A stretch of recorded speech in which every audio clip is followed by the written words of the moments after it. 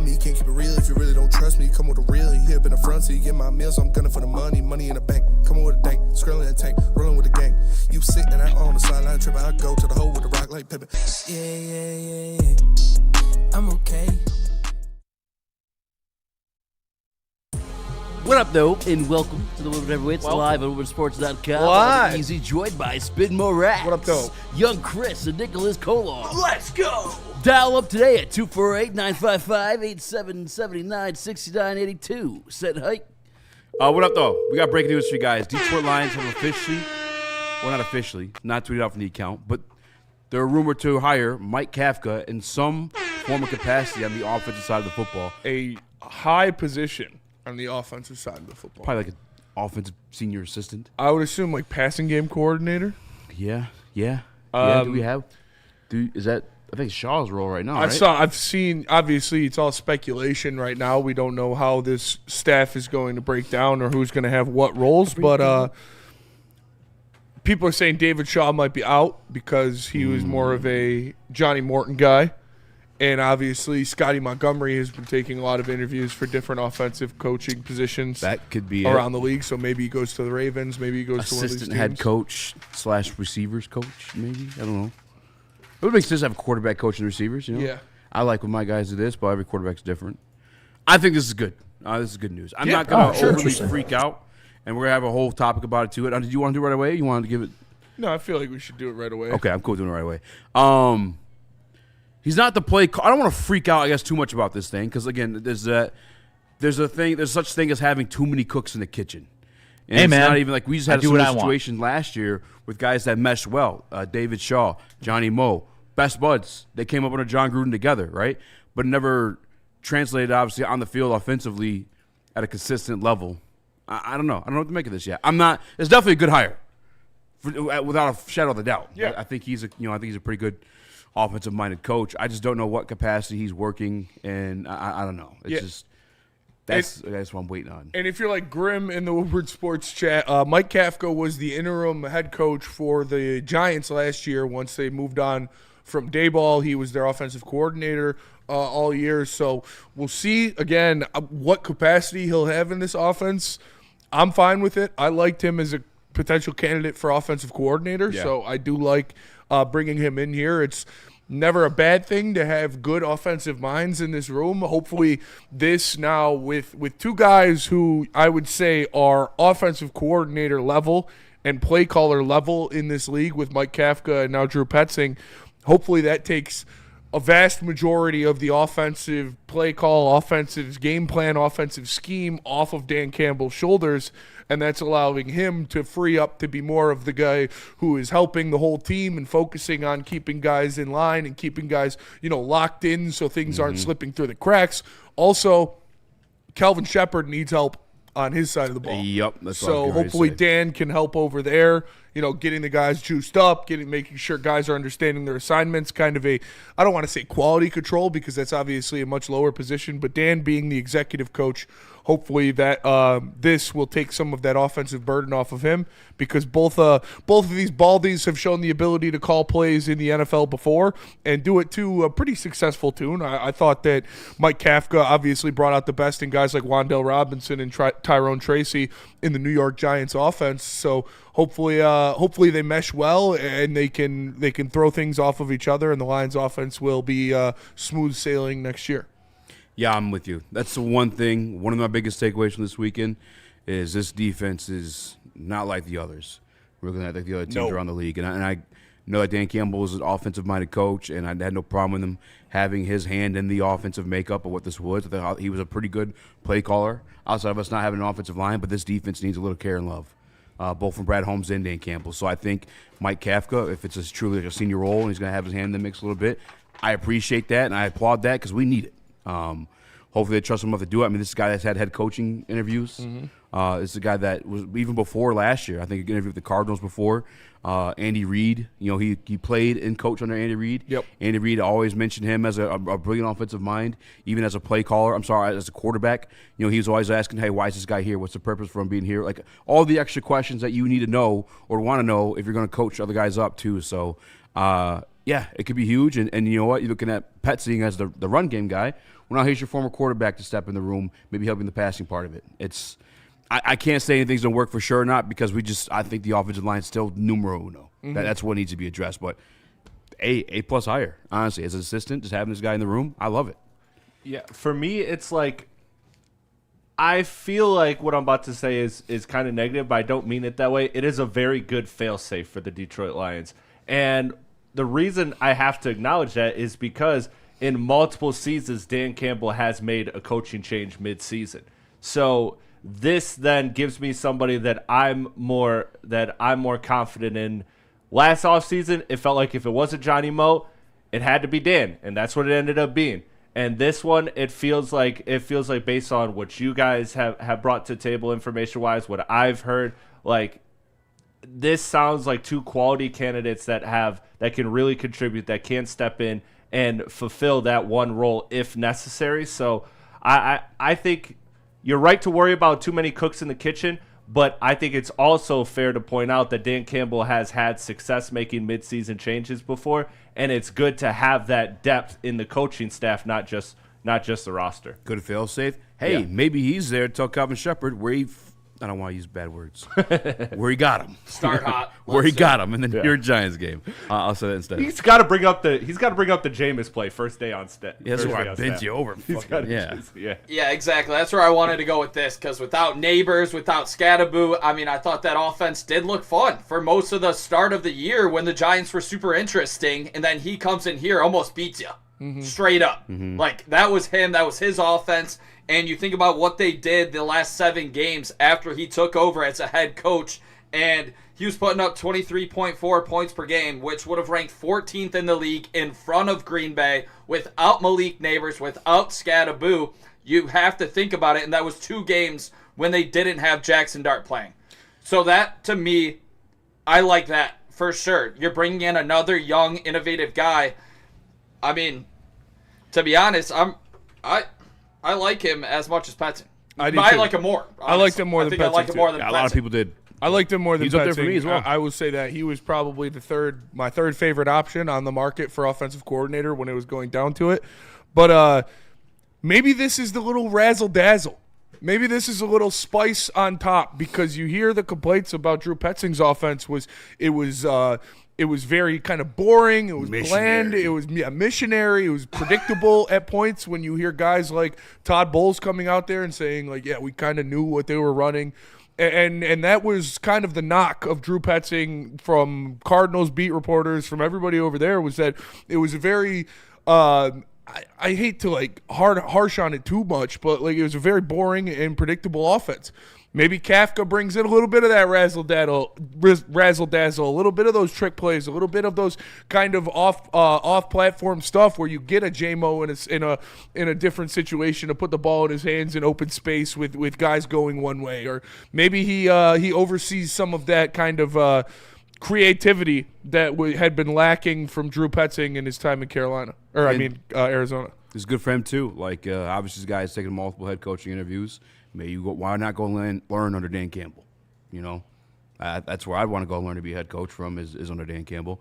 Outside of obviously the X's and O's and stuff like that. That included. I'm not discounting Campbell on that front, but I guess to rally the troops, to gather the room, earn their respect, earn their trust.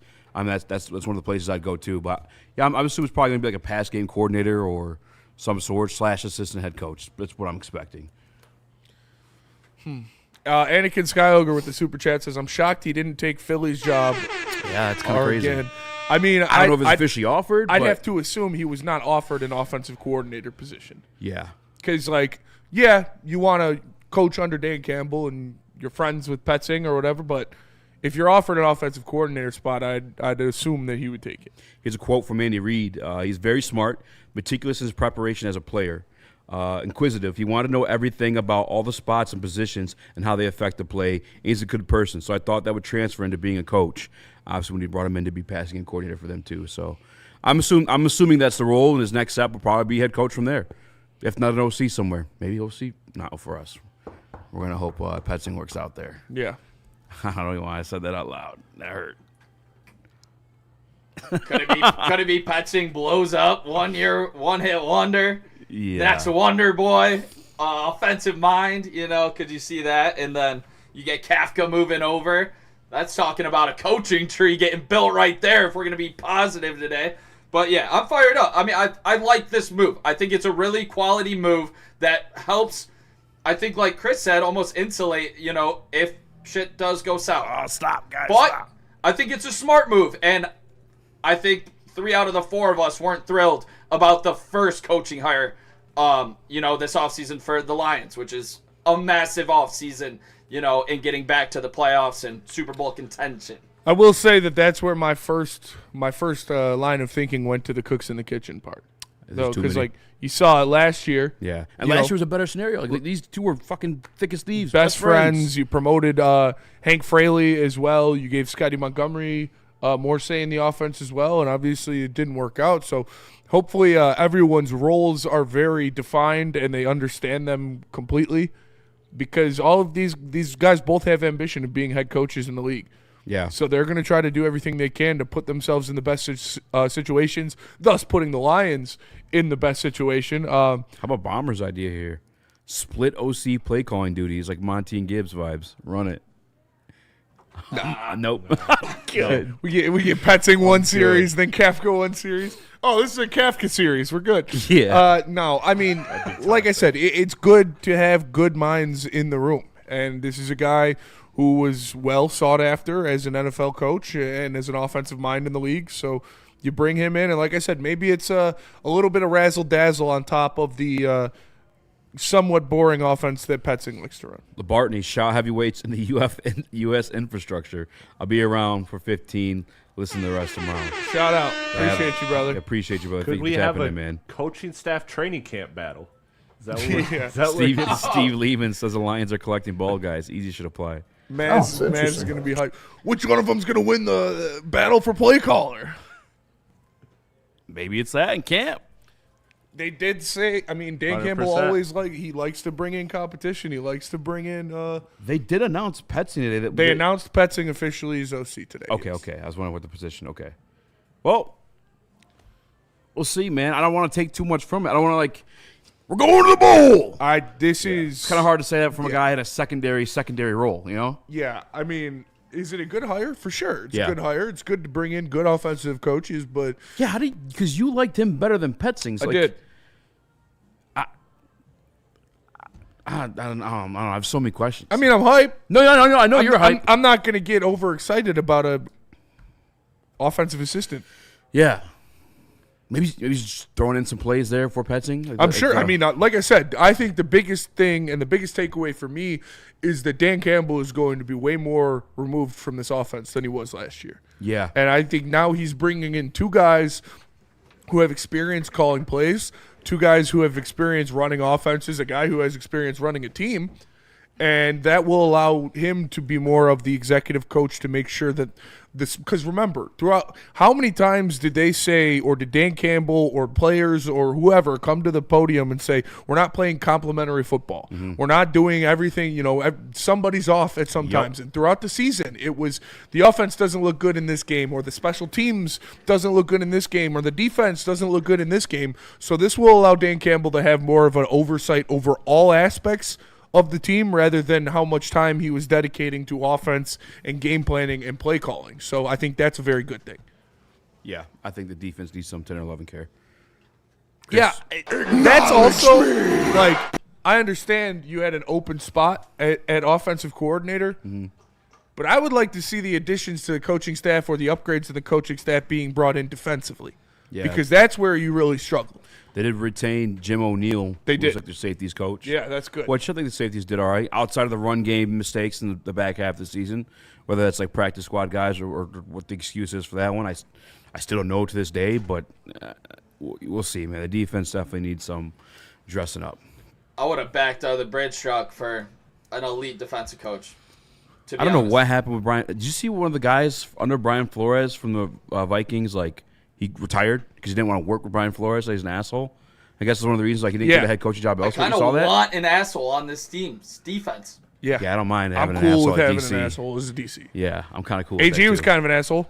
AG was definitely an asshole. He made Jeff Okuda cry. He made Derek Barnes pray to God. Asshole. He made Derek Barnes pray to God. What did you say, Chris? He made Derek Barnes pray to God. He did. What were you about to say before we go to break? So I know we got to go to break, so I'll save it for when we come back. But coming okay. back, I have a question that I think is probably one of the biggest questions in regards to this hire and going forward. So first, tell us about Ven Johnson, Nick. The best fighter in the game is Ven Johnson over at Ven Johnson Law. He's going to do everything to fight for you to make sure you come out on top. If you're ever in any legal trouble whatsoever, there's only one guy to call, and it's Ven Johnson over at Ven Johnson Law, or check him out at venfights.com. Mr. Vapor. And let me tell you guys about Mr. Vapor Soar. You guys already know it's like the... I was going to go there, actually. Let me just tell you, it's next generation cannabis vape, all right? Branded and engineered for control, consistency, and clean delivery. The product line utilizes cutting-edge tech and streamlined design to meet the demands of experienced cannabis consumers who value performance, precision, and design clarity. They come in all different strains in the new premium 3-gram disposable THC vape. They got berry Skittles, blueberry gelato, Bombskull G, lemon haze, lush ice, phantom punch, rainbow runts, strawberry satori, vanilla kush, and the fan favorite donkey fought. Go to MrVaporSword.com to find a dispensary that carries near you. Get ready for the ultimate sports experience. Join former University of Michigan star and NFL sensation Braylon Edwards alongside the charismatic Shep. Braylon Edwards, touchdown Michigan! As they break down the latest in sports like never before. Tune into the Braylon Edwards Show with Shep. Touchdown, Braylon Edwards! Weekdays from 2 to 4 p.m. only on the Woodward Sports Network. Don't miss out on hot topics, insider insights, and the banter that keeps you coming back for more. How do people feel about getting a Planet Fitness membership for $15 a month? How do they like working out in a clean and spacious gym that's filled with equipment for every workout? And how about free fitness training in the judgment-free zone that leaves them feeling energized all day long? Join Planet Fitness today with the free PF app, online or in club, and start getting that big fitness energy for $15 a month. We don't like to brag that we are the toughest sports network in Detroit, but we do have a guy named Darren McCarty on our side. Woodward Sports. Congratulations to the real coach of the year, Motor City Dan Campbell. Just put your head down and go to work. It's about to be fun, man. It's about to be fun. Woodward Sports. Get the flowers. Let's talk hockey this Valentine's Day. Join 4-time Stanley Cup champ Darren McCarty for Hockey Talk and Heartbreak. D-Mac and friends are taking over Diamondback Music Hall for a night of legendary stories, laughs, and the kind of grit only a Detroit icon can deliver. Again, it's Saturday, February 14th, Valentine's Day at Diamondback Music Hall in Belleville. Doors are at 6. Show is at 7. Pre-sale tickets on sale now for $25 a pop. Go to DiamondbackMusicHall.com. What up, though, and welcome back to Woodward Heavyweights Live, WoodWardSports.com. Easy to watch more Raxter, Chris, Nicholas Kohloff. Smash the like button, be a friend, tell a friend, and share the stream. Share it. We broke the news to you guys, obviously. Mike Kafka will be working with the Detroit Lions in some form or capacity of a high-ranking offensive role. Right now, Scotty Montgomery's interviewing for the offensive coordinator job for the Ravens. Don't know if he's going to land that one or not. Jim O'Neill, your safeties coach and assistant defensive coach. He's being retained by the Detroit Lions. That they made that a priority. Former defensive coordinator for the 49ers a while back, too. I think that's the reason you get him in there. But, dude, I don't know. We got to fix this fucking defense, dog. Defense, yeah. And I need to see a hire on that side of the ball. You know what I'm saying? Like Mike Kafka, that's awesome. That's great. That's great. Give me an offensive line. This offense is fucking going to be fine. What's going on the defense? Yeah. Can we bring somebody in here to give me, like, give me some butterflies, man. Make me feel good. And Byrne with the super chat says, looks like Kafka kept interviewing for OC jobs and for some reason was getting passed over. So Dan decided to bull Howie and grab him up.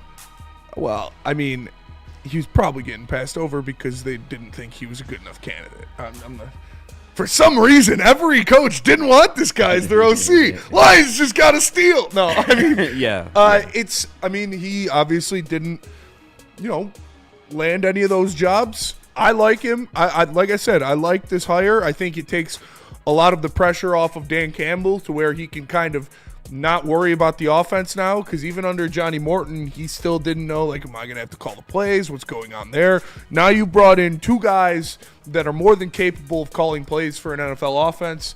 And I think, like I said, the combination of Petzing's kind of run style and his pass or play action pass and tight end centric offense, combined with some sprinkles of Mike Kafka's razzle dazzle and different things that he likes to do for more of a fun, explosive offense, like we saw with Wan'Dale Robinson and with Jameis Winston against us. Like, he makes, I don't want to say average players, but he makes average players look pretty spectacular at his time in New York. So it's good. It's good hiring. It's a good offensive mind to bring in, and hopefully those guys will be bouncing a lot of ideas off of each other. I think having two guys like that to sit down and build game plans for teams is going to be very beneficial for this offense, and it's a good move by the Lions. Hopefully this lessens the blow to Shep when we bring in another defensive coordinator for a higher-ranking defensive role. That's a super chat from poor Daryl. Raheem Morris is still out there, isn't he? Bring him out. Yeah, he is. Call him up. Now, you want to see me get excited about something. That's something I would get really excited about. So, and again, I think that's where we need the most help. Obviously, you wanted to nail the OC position so Dan could be more free.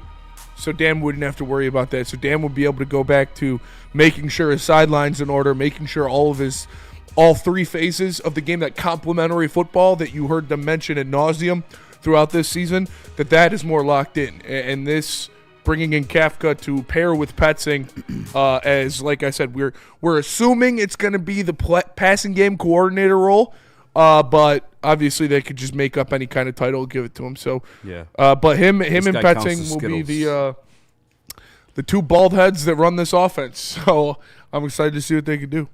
So that's kind of where I wanted to go. My question was the idea of, we've been analyzing this team all about change, right? How much change are we going to see from this roster, this front office, like decision-making process, all of that we need to see change. So this one, how much of a step in progress is this for you, if not at all? Like, does this kind of give you some more encouragement that they went out and they got, it wasn't the top name, it wasn't the Mike McDaniel, but they went out and they got two guys to bring in to kind of help this offense? Does that kind of change in any way your guys' belief that, okay, this team is kind of acting with a little bit more urgency, or they're making more moves to kind of address the wrongs of last season? No. I think that this is what you had to do. You had to bring in an offensive coordinator. You had to bring in somebody that called plays. And we talked about it. I don't really know if we need changes from Dan. The changes need to be in Brad Holmes' player acquisition, in his aggressiveness towards free agents and to impact players, and to using his draft picks to provide instant impact for this Lions team, rather than, hey, this guy might be good in 4 years if he can learn how to speak English and play football. Like, you need that's where you need the most changes. I thought Dan, obviously, he swung and missed at possibly both coordinator spots last year, but I think he righted the ship this year. I think this is a good group of offensive guys to bring in. If you were to guess, would you say Calvin Shepard works out here or not? Just on base, like, what do you think he ends up getting a head coaching job in the future, or do you think he's without a defensive coordinator job? If you were to guess which way his trajectory is, because I'm still just in shock at how this defense looked at the end of the season, and I don't want to hear too much about this Bears game. I really don't. It was a pride thing going up against the Bears and Ben Johnson. I'm going to say it's more likely he's not a defensive coordinator than he is a head coach, because. I didn't like what I saw last year. Obviously, he's still learning and he can improve that. But this year, coming into it, he's going to be down players again. Like, Brian Branch isn't going to play practically the whole season, and he is a top 3 player on your defense. The amount of depth and starters that you're losing in free agency is staggering when you look at it. They have to replace a lot of bodies who logged a lot of snaps for this team. So, obviously, you still have to make a lot of decisions in free agency before I can really give my true feelings on what this team is going to be next year. But knee-jerk reaction, I would say I lean towards non-defensive coordinator than I do head coach. It's interesting, too, because you look at Petzing. We talked about it, a lot of 12 personnel, 13 personnel, heavy usage of the tight ends, running the football. Like, that's his bread and butter. But then you look at Kafka, and from what I'm thinking, if he's coming from that Andy Reid coaching tree, that is much more West Coast style, spread offense, a little bit closer to like what Ben made here, like just the getting the ball out quick to playmakers. Like maybe it is just get these two guys in a room, duke it out, and we'll come up with the best combination of that. Again, that could weigh to your conversation about too many cooks in the kitchen. I don't know, but it is an interesting mesh of styles between Kafka and Petzing. Hopefully it works out for the best. This tells me, though, a little bit that maybe we're not going to have as many heavy tight end usage as we originally thought with Petzing, bringing this guy in, too, because he is more of a West Coast style guy. Yeah, this feels like an Arnold Palmer situation. Like you're trying to get the perfect amount of iced tea and lemonade in the same jar.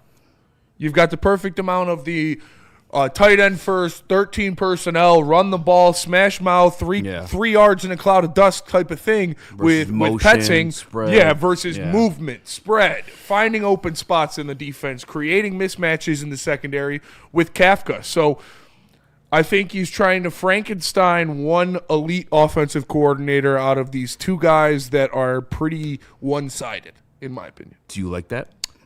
Yeah, I do. I mean, again, we'll see how it works. On paper, it sounds good because I feel like they complement each other's styles very well and both kind of make up for the deficiencies of the other one. But it's different when you have guys with pride, with money, with jobs on the line. Egos. I'm the offensive coordinator. You're not telling me what to fucking do. One has hair. Oh, no, both bald. They're both bald. Shit. Kafka a lot taller. Maybe they're going to fight like Rams? Right. Oh.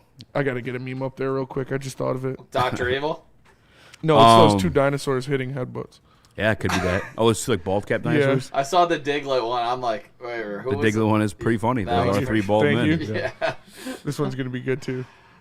Shout out. Yeah, I don't know if I love that. I can't say I'm excited about it until I see it. The offense? Yeah. I think it's going to work out, but yeah. Yeah.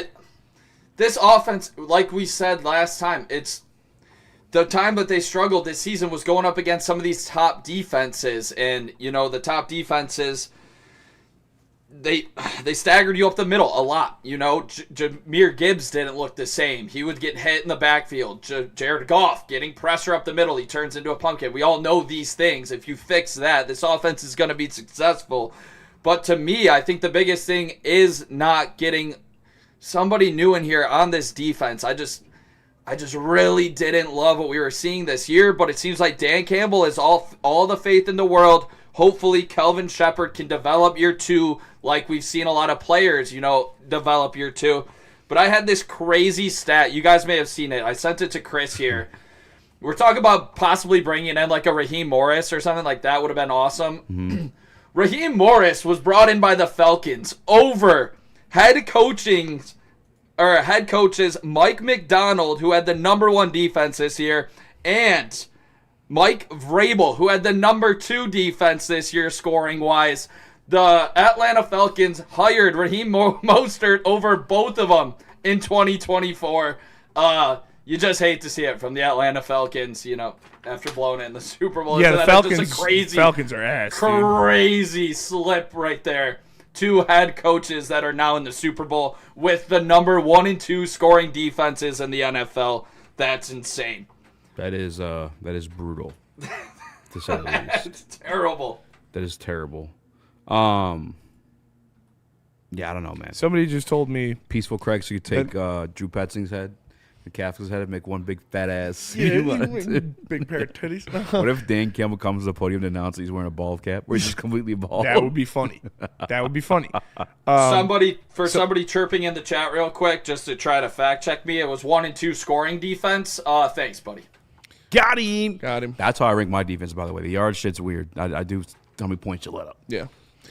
Somebody on Twitter just told me the Lions failed to meet all of their goals last year, but the season wasn't a failure. So, I don't know, man. I just like the mental gymnastics some of you guys have to do.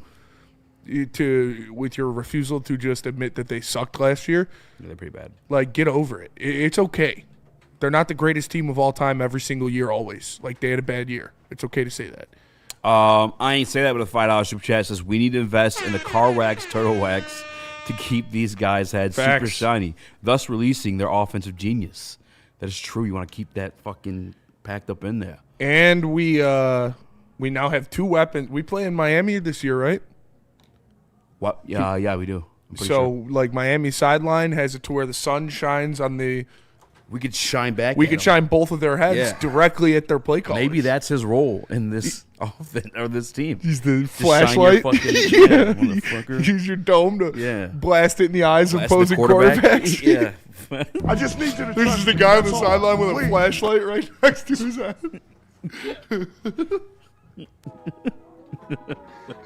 No, okay, this is a good sign. It's good. It's good. It's good hiring. I just need someone on the defense. That's all. I need some defense. That's all I'm asking for, Dan. You know, it could be someone who fucking holds the pads, but let it be someone of note, or someone that was coming from another organization that somebody did to help Shep out. Shep needs some help. All right, let's go to break. We're well over it. I got to tell you guys about the massage chair house. Go see my guy, Dr. Eric Duncan, the corner of Woodward or Long Lake Road. Schedule your appointment or check out his massage chair review channel, the #1 on the internet, by the way, by visiting massagechairhouse.com or scan the QR code. It's my guy, Dr. Eric Duncan, at the Massage Chair House. No one gives away more cash and prizes than Woodward Sports. You don't believe us? Here's our latest $10,000 winner. You know, you guys posted, hey, if you guess all this stuff right, we'll give it's $10,000. I'm like, okay, well, why the hell not? And the winning doesn't stop there. How about our Outkick Your Coverage winner? I think you won. We got Tully, everybody. This guy's got a hot girl. Bigger prizes, bigger giveaways, cash, merch, tickets, and more. All from the biggest sports network in Detroit. No one does it bigger and better than Woodward Sports. Make sure you're following, liking, subscribing on Instagram, Facebook, X, and YouTube for your chances to share in the winning. From Detroit's #1 sports network, Woodward Sports. Why do we fight? We fight to protect the innocent, to hold the powerful accountable, to bring the oppressors to justice. Why do we fight? We fight to secure and preserve our civil liberties, to get each and every one of our clients the justice they deserve, and to make the lives of real people just like you whole again. ThenFights.com. Detroit has the best sports fans in the world. That's why they deserve the best sports coverage in the world. We are the Woodward Sports Network. Let's face it, no matter what we do, we all have our aches and pains that we deal with on a daily basis. Providing you with reliable relief so you can live your best life is what Chill Medicaid is here to do. Chill Medicaid's line of topical products are non-transdermal, meaning does not get you high, making it the perfect fit for all-day use in any environment. Chill Medicaid Sub-Zero Roll-On. They got the Relaxed Topical Body Rub, the Extreme X Topical Body Rub, and Extreme X Body Lotion. All that and more at chillmedicatedcbd.com. Bang. What up, though? Welcome, Mike, to Woodward Waits Live, WoodSports.com. I'm Eazy, my small Raxter, I'm Chris, Nicholas Kohloff. Smash the like button, be a friend, tell a friend, and share the stream. Fellas, Sam Darnold is going to the fucking Super Bowl. It's my GOAT. It's your GOAT? No. It's crazy. But I did think He called it all year. I laughed at him all year. I mean, both these teams, for sure. I think Drake May's still very, very good. I really do. I truly believe he's very, very good. What a fucking cupcake of a schedule they had, though. It was tough to buy into them postseason. Mm-hmm. And then obviously Sam Darnold and all his, no pun intended, his ghost skeletons in his closet of what he's been in the past was kind of hard to buy into him, too. Here they both are, fighting for a fucking Super Bowl ring. Not Josh Allen, not Lamar Jackson, not Patrick Mahomes, not Jared Goff. Fucking Sam Darnold and Drake May. I just, I guess I want to formally apologize for doubting Sam Darnold. That's quarterbacks don't matter out there. Yeah, he's balling yesterday. Sam Darnold, the first quarterback to go to a Super Bowl from that draft class that contained Lamar Jackson, Josh Allen, and Baker Mayfield. That's insane. So yeah, pretty. He's also the first USC quarterback to ever go to a Super Bowl. How crazy is that? That is pretty wild. That is wild. Mark Sanchez had a couple cracks at it, couldn't get there. Look back at it. That is nuts, man. I can't. He's good. Sam Darnold's is good at this point. I remember seeing some quotes when he was with San Fran. And he's like, yeah, it was kind of like quarterback or football school for me. Like, I went there and learned, like, it's okay to take a check down. It's okay to, like, just hit your open guy versus, like, your primary reads and whatnot. And it makes sense. Kyle Shanahan runs that type of offense. But for it to carry over 2 years consecutively now, because KOC did it, we gave KOC a lot of credit for it, which I still think KOC's a really good coach. But now he left KOC, goes to Mike McDonald and Clinton Kubiak. And now he's going to the fucking Super Bowl. Yeah. He's just a good quarterback. He's just a good quarterback. And is he better than Jared Goff? I think he's the same tier. Yeah, I think he's the same tier. I mean, he's had the same amount of Super Bowl success, or same amount of playoff success. Yeah. Getting to a Super Bowl.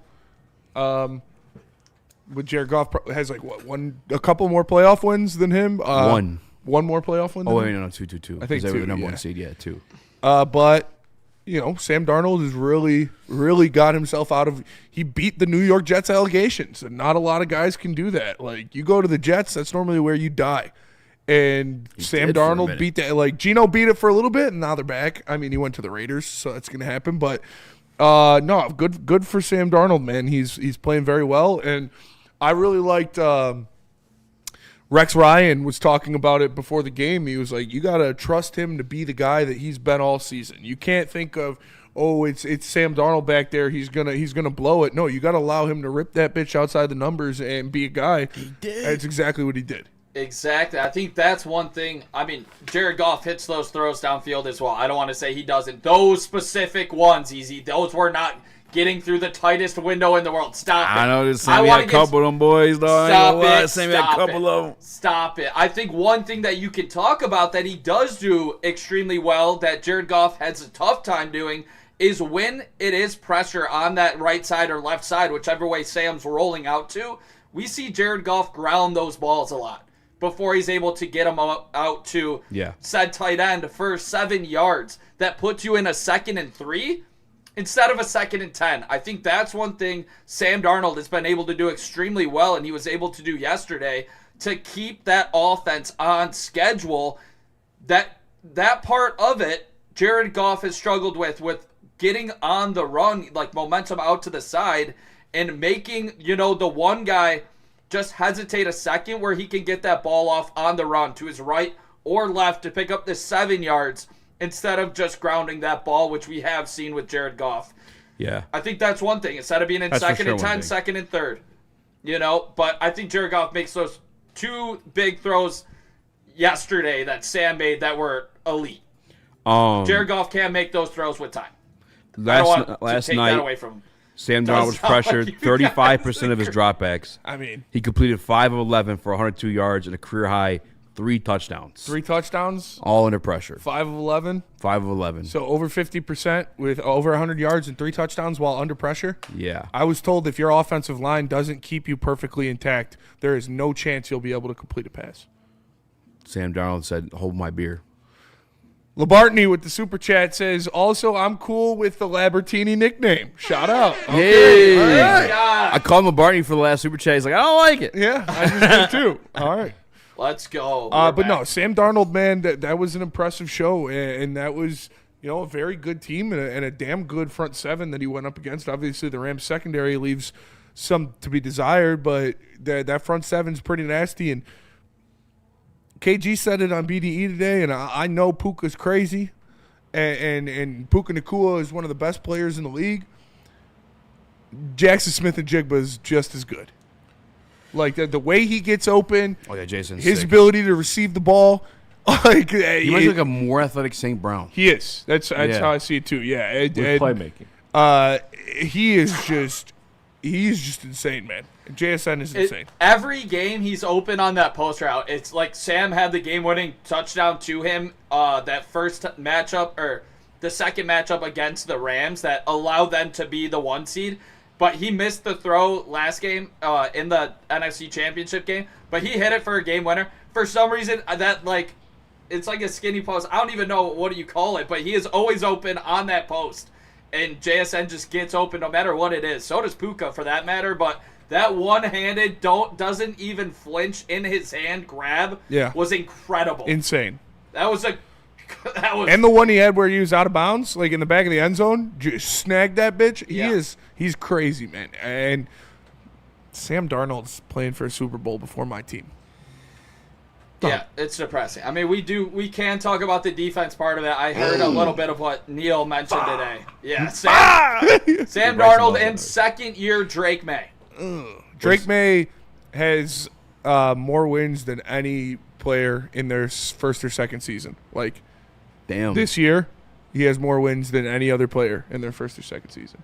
That's crazy. I'm trying to double check right here. It's saying I read some briefly that those passes were over 20 yards too. Those under pressure passes. I'm trying to double check. That'd be insane. Sam Darnold. I mean, you remember the reel I sent you? That was like, it was like beginning of the season.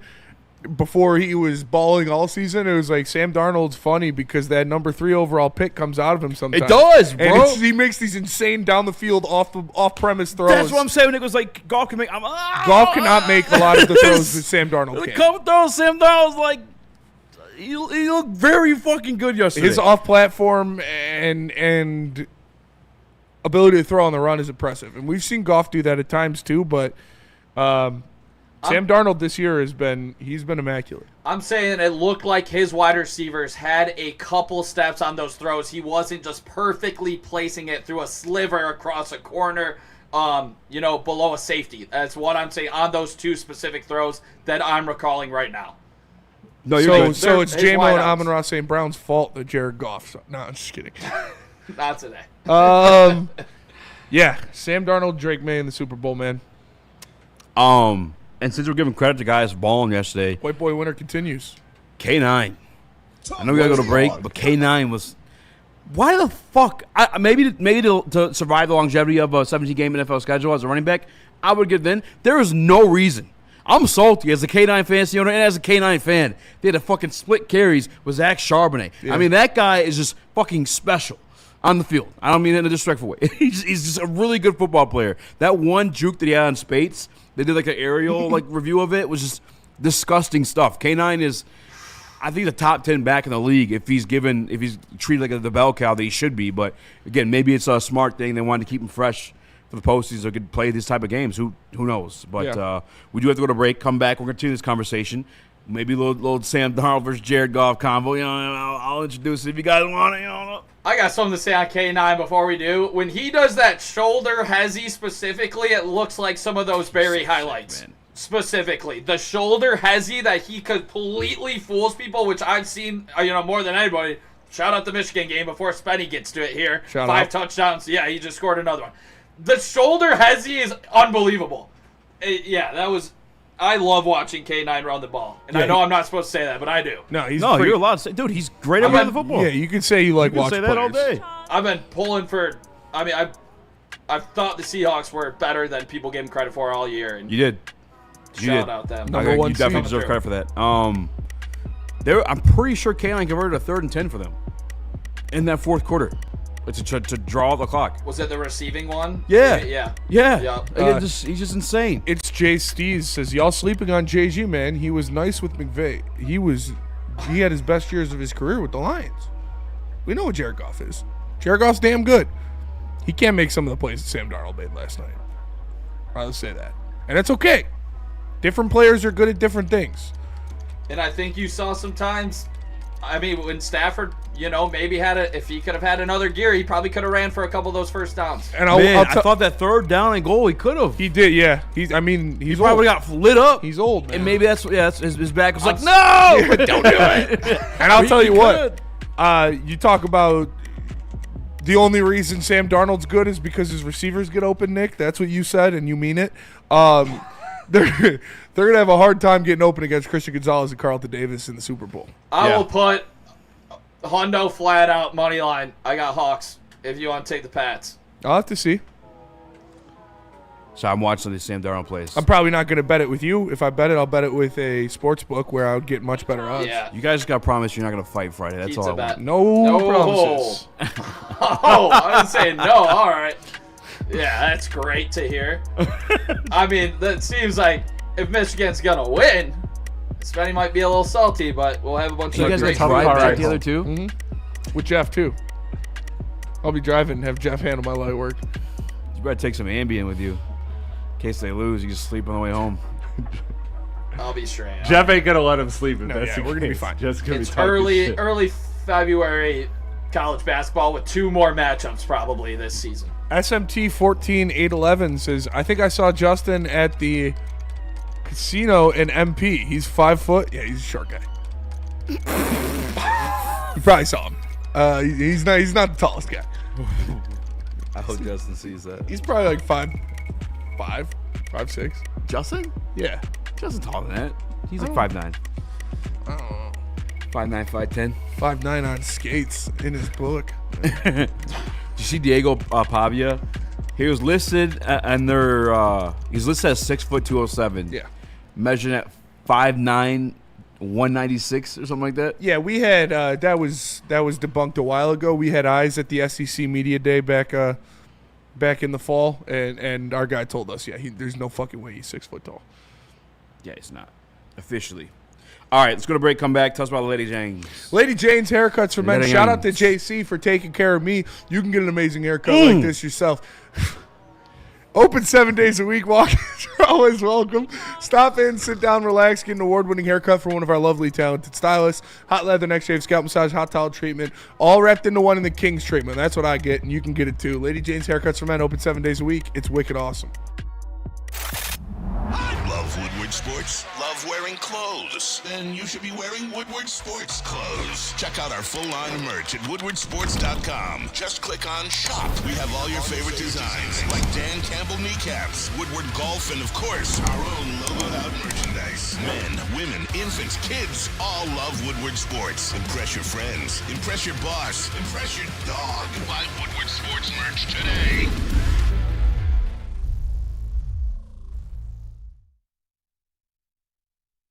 Like a frostbite straight from the divine. Cold rush on my skin feels so fine. Muscle freeze, the ache. No side effects, no mistake. Chill sub-zero. Icy and true. Feel the chill. It's all for you. It's not magic, just science play. Chill sub-zero.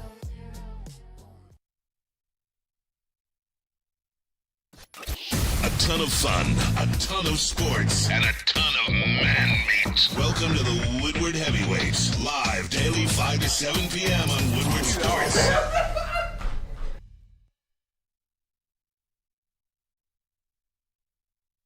Jack's Car Wash. Go to jackscarwash.com and find a store near you. Text 888-555 or text WSN to 888-522-1729. Get yourself a free car wash courtesy of Woodward Sports. It's Jack's Car Wash. I don't know if it's because I slap happy or not. It sounded like you were just saying numbers. 76421-85579. Did I hear a niner in there? What up, though? Welcome back to Woodward Heavyweights Live, woodsports.com. Easy must be reaction. Chris, Nicholas Kohloff, smash like button, be a friend, tell a friend, and share the stream. We don't have to do the golf versus Donald thing. I don't think it's going to. I don't know. The Lions hired somebody. Should we reset that? Mike Kafka? Yeah. Detroit Lions have hired Mike Kafka in some shape or capacity on the offensive side of the football. We don't know yet, as well as officially announced Drew Petzing. So those two will be in the fucking hitting the grindstone, coming up with some magic on the offensive side of the ball. Fortunately, what I need to happen, rubbing their big bald heads together. Yeah, it's fucking After seeing your big D explosion. Have you seen the Brain blast? Oh, dude, I got another meme that I'm gonna cook up later. Chris, the Family Guy scene when two bald guys see each other. Forward down What do you want to the say, Chris? field. Well, I have a question. I know it's on here separately. It pertains to two gentlemen in the Super Bowl game. Do we want to kind of have that conversation right now, or do we want to kind of stick with Say the one more higher? time? The 556 segment. That's kind of where I want to go with it. I want it. Just there's like 6 minutes, and I want to kill it in like that one. Okay, yeah. One little stretch there, but yeah, I do want to talk about that too. Like, yeah. Did we learn anything from this weekend for these guys, or what? But in the meantime, yeah, I just feel really good that the Lions are building this infrastructure, this safety net. And again, I know that sounds negative, but look, in a Super Bowl or bust season, like, you need everything prepared.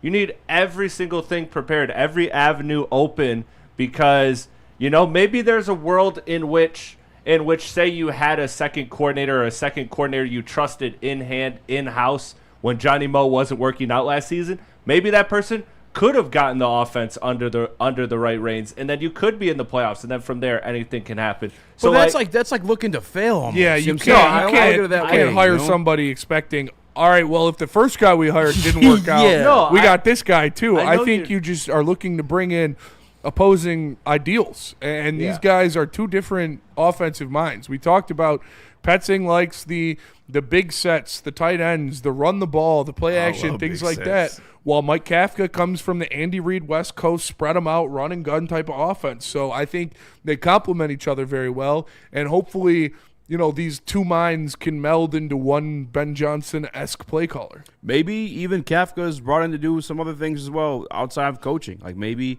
he's got a good eye for quarterback talent. I mean, maybe he helped bring in Jackson. I don't fucking know. Like it's. I'm very curious to see what his role is. Title is. Yeah, and I want to see the press conference too. I feel like it's got to be passing game coordinator. I feel like that. I feel like it has to be that, because right now the passing game coordinator David Shaw's leaving? is David Shaw, isn't it? Did they say he's leaving? No, they haven't been officially. But right now, David Shaw is your passing game coordinator, and he was obviously a Johnny Morton guy. He was on Jim Harbaugh type level, obviously the Stanford coach, and he came from that tree. So you have somebody that you wanted to replace him with. I think Mike Kafka is a obvious upgrade from David Shaw if he is given the passing game coordinator role, which would make the most sense to me because of, like I said, coming from Andy Reid and the West Coast offense and that type of thing. I'm excited to see what he could do with Jameson Williams, help him progress as scheming him open. He obviously did great things with a guy like Wan'Dale Robinson, who maybe these ball whites are here to make Jamo run faster. Scare him a little bit. Hey! Let me you allowed to be on this football field? Hey, we're taking you to Livonia, and you're going to learn how to run somewhere else. Burn with the super chat says, all I learned is that the Vikings are cursed. Why? I have no clue why, but they are cursed to mess up trades and quarterback decisions going back to Herschel and Fran. Nick, how do you respond? DJ McCarthy. It's been a while since I played the drop. DJ McCarthy. Yeah, Vikings effed up, obviously, and thankfully. I mean, you take a first-round quarterback, a lot of owners don't give him time to develop. They gave him a year, kicked Sam Darnold out after winning 13 games. That's crazy. Or was it 14? No, it was 13. Yeah, 13 wins last year, and they kick out your quarterback? That's crazy work from Minnesota. Phil C. Spenny has tiny ears. I do. I think you just have a big head. I think I just have a giant head, so it makes my ears look small. They're regular size. We've done this before. Say that. Small ears. Hey, small ears. Hey, you small eared. Listen, long neck. I don't need it for you over there. Labertini, you guys missed one of my super chats, and can we please beg Gores to buy the Lions? That'd be sick. That would be awesome. I would. Shut up and take my money. I'd convince Gores to buy every single team in town, to be honest. Absolutely. Labertini says, also, shout out to my wife, who deals with my ridiculous work hours and waking up at stupid times to watch Detroit sports. Shout out. Shout out. The best. She's Russian, did you know? Shout out. I'm trying to find a wife, so if she's got a sister, let me know. She was born in Moscow. Nice. Labertini's wife. I like hockey. Did she have a sister? I have so many questions about that. I wonder if they Very met nice. there. How much? I already read the Justin one. Justin is short. Man has tiny ears. Justin is short. I think you're just tall. I think Justin's like a normal. Hell yeah. Are you and Justin probably the same height? I think Nick's taller than Justin. No, Nick's taller. I've never thought of Justin as a short guy by any means. I don't think so at all. We're probably similar height. Adam from the D says, Spenny's ears. How many beers, fellas? Relaxed. Little-eared freak. Yeah. That's like you're bragging about banging Tiny Tina. She's bragging about, I banged this guy with weird tiny ears. Because they I'm were going to get smaller right than up in mine. ya. All right, we're going to break. We're coming back. Buttons. What did you learn from this week's championship weekend? That pertains to Detroit Lions and how far they got to go to win a Super Bowl or even just get to the damn Super Bowl. But first, tell us about Mad Packs, you tiny-eared freak. Do you have tiny ears? Well, listen to me closely. Because Mad Packs has everything you need to forget about your freakish ears. Go to getmadpacks.com. They've got high-low pre-rolls, boom shakalaka tarantulas, a ton of top-shelf strains, and now their own line of concentrates. Check it out. Go to getmadpacks.com to find it near you. Mad flavor, mad high, Mad Packs. Get ready for the ultimate sports experience. Join former University of Michigan star and NFL sensation Braylon Edwards alongside the charismatic Shep. Braylon Edwards, touchdown Michigan! As they break down the latest in sports like never before. Tune into the Braylon Edwards Show with Shep. Touchdown, Braylon Edwards! Weekdays from 2 to 4 p.m. only on the Woodward Sports Network. Don't miss out on hot topics, insider insights, and the banter that keeps you coming back for more.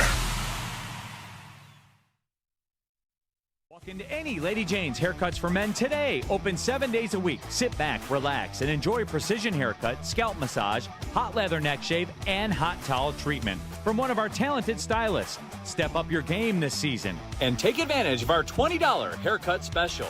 Scan the QR code and get your coupon today. Lady Jane's Haircuts for Men, the ultimate haircut experience. Open 7 days a week. Walk-ins always welcome. Lady Jane's Haircuts for Men. It's wicked awesome.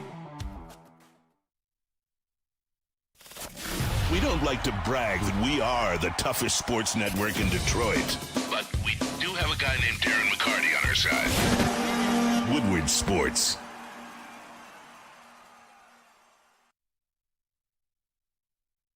Planet Fitness, the home of the judgment-free zone where everybody, we mean everybody, can get a full body workout in 30 minutes, and all memberships include fitness training. You get all that for just $15 a month, or you can upgrade to the Black Card and get use of amenities like hydro massage, total body enhancement, and access to over 2,500 locations worldwide. Join in club or online at planetfitness.com. Planet Fitness, where your fitness is essential. What up, though? Welcome back to the Woodward Voice Live on woodsports.com. I'm Eazy with perfectly normal ears, joined by my co-host Spencer with great ears as well. We have Chris Dumbo fucking ears. Smash that like. And Nick. Like button, be a friend, tell a friend, and share the stream. Super chat from Show Me Tate 313. If you put it in the ear, does it count? No. If you put it in the ear, you got big problems. Well, Yeah, little problems. Yeah, little problems. Yeah, if little you problems. put it in the ear. Labertini, a.k.a. Labartini, says, she has a cousin, Spinny. Easy hit me up on the social and happy to explain everything. Shout out. Shout out to our guy Labertini over I there am in Dubai. single. Just saying. He's married. Relax. Yeah, sorry. Sorry, Labertine. I'm trying to get in your pants. He's a handsome guy. We met. Yeah. He's fucking dressed as well. Had a sick-ass Bad Boys jacket on. He lives in Dubai, man. Of course he dresses well. That's Bro's very got fair. cake. Pause. Not the cake. He's got money cake. Yeah. Financial. Financial fat ass. That's financially speaking. He's financially sturdy. I am a fan of guys with big butts. What was your biggest takeaway from championship weekend, Nick, as it pertains to Detroit Lions and how far they need to go to reach a Super Bowl? I think it's going to be a lot of people's and a lot of people's that watched, but it was, you just saw the number one ranked scoring defense in Seattle, you know, get a couple big stops on the Rams when they needed to, which was considered elite, considered Super Bowl favorites at times this season. And then you saw what the Patriots did to backup quarterback. I think Bo Nix probably would have looked pretty damn similar in that spot as well. Yeah. If he was in Denver. I just think having the number 1 and 2 scoring defenses making the Super Bowl, it tells me the Detroit Lions have a long way to go, and they got to make some changes in terms of some of these defensive schemes and defensive the approaches that they take to drafting some guys. I think you have to get pressure on the quarterback, and you know, I don't think AQM is cutting it on the other side still. I know he had the high sack numbers. I thought he ran into a lot of them this season, got lucky on a lot. And, I think the interior of this defensive line has to be a whole of a lot better. So this defense has a long way to go. Our cornerbacks aren't as nearly as good as the cornerbacks we're seeing with Weatherspoon and Gonzalez in terms of number ones. And our safeties better be healthy, because if they're not, we're in big-time trouble. So I think this defense isn't even close to Super Bowl contention right now, and that scares me with the offensive holes we need to fill on the O-line. Yeah, honestly, I think you used the right word there, scared. Because, like, our defense doesn't feel anything close to that. I think for multiple different reasons. I think, number one, just schematically in itself, we had the conversation last week looking at the upper echelon defenses in the National Football League this year, and then the trend was the nickel cornerback, which, oddly enough, I won't say that we started it, but we were in the trenches with that at first when we brought in Brian Branch. He was amongst the best in the National Football League. We moved him to safety, not that I think it's a bad move at all, but in favor of having him on the field all the time, in favor of having a third linebacker, which is not a thing yesterday. Nick Amon-Ra is a rookie this year. He looked like a fucking superstar out there yesterday. Yeah, he was really good. Same thing for Lakin, or the hell his name is, on the Rams. Like, they have a good defense as well, too. It's like, I feel like that we need to do that. I love this coaching staff. I love Dan Campbell, I should say. And when AG left, he's like, yeah, the next guy we bring in, I want to run the same stuff. And it's like, okay, well, that's cool. Because 2024, when healthy, like, it did look nice. But last year, it didn't. And I've seen other defenses lap you. I mean, teams lap you. Yeah. And in some instances, defenses are carrying these teams. I mean, Sam Darnold going to the Super Bowl, he looked very, very good yesterday, but I think for the most part of this year, it was that defense carrying him at times. The Seahawks, the Broncos, and the Patriots were all carried by defense. Texans. And a big part of those defenses that we just mentioned were their secondary, not even their front sevens. Like, you think of the secondary of the Patriots and how nasty that is. You think of the secondary of the Denver Broncos with Patrick Surtain and those boys. You think of the secondary of the Seattle Seahawks with Devon Witherspoon and all of those players. And that's the biggest concern for me next year. It's not only having to replace, off the top of my head, DJ Reader, Roy Lopez, Malcolm Rodriguez, Alex Anzalone, Amik Robertson, Josh Pascal, Levi Onwuzurike, Marcus Davenport, Grant Stewart, and so on, Mallet, all of those guys are gone as well. Like, you have to replace pretty much your entire depth and a lot of starters as well. But your starting secondary, out of the 4 members of your starting secondary, you don't know if any of them are going to play next year.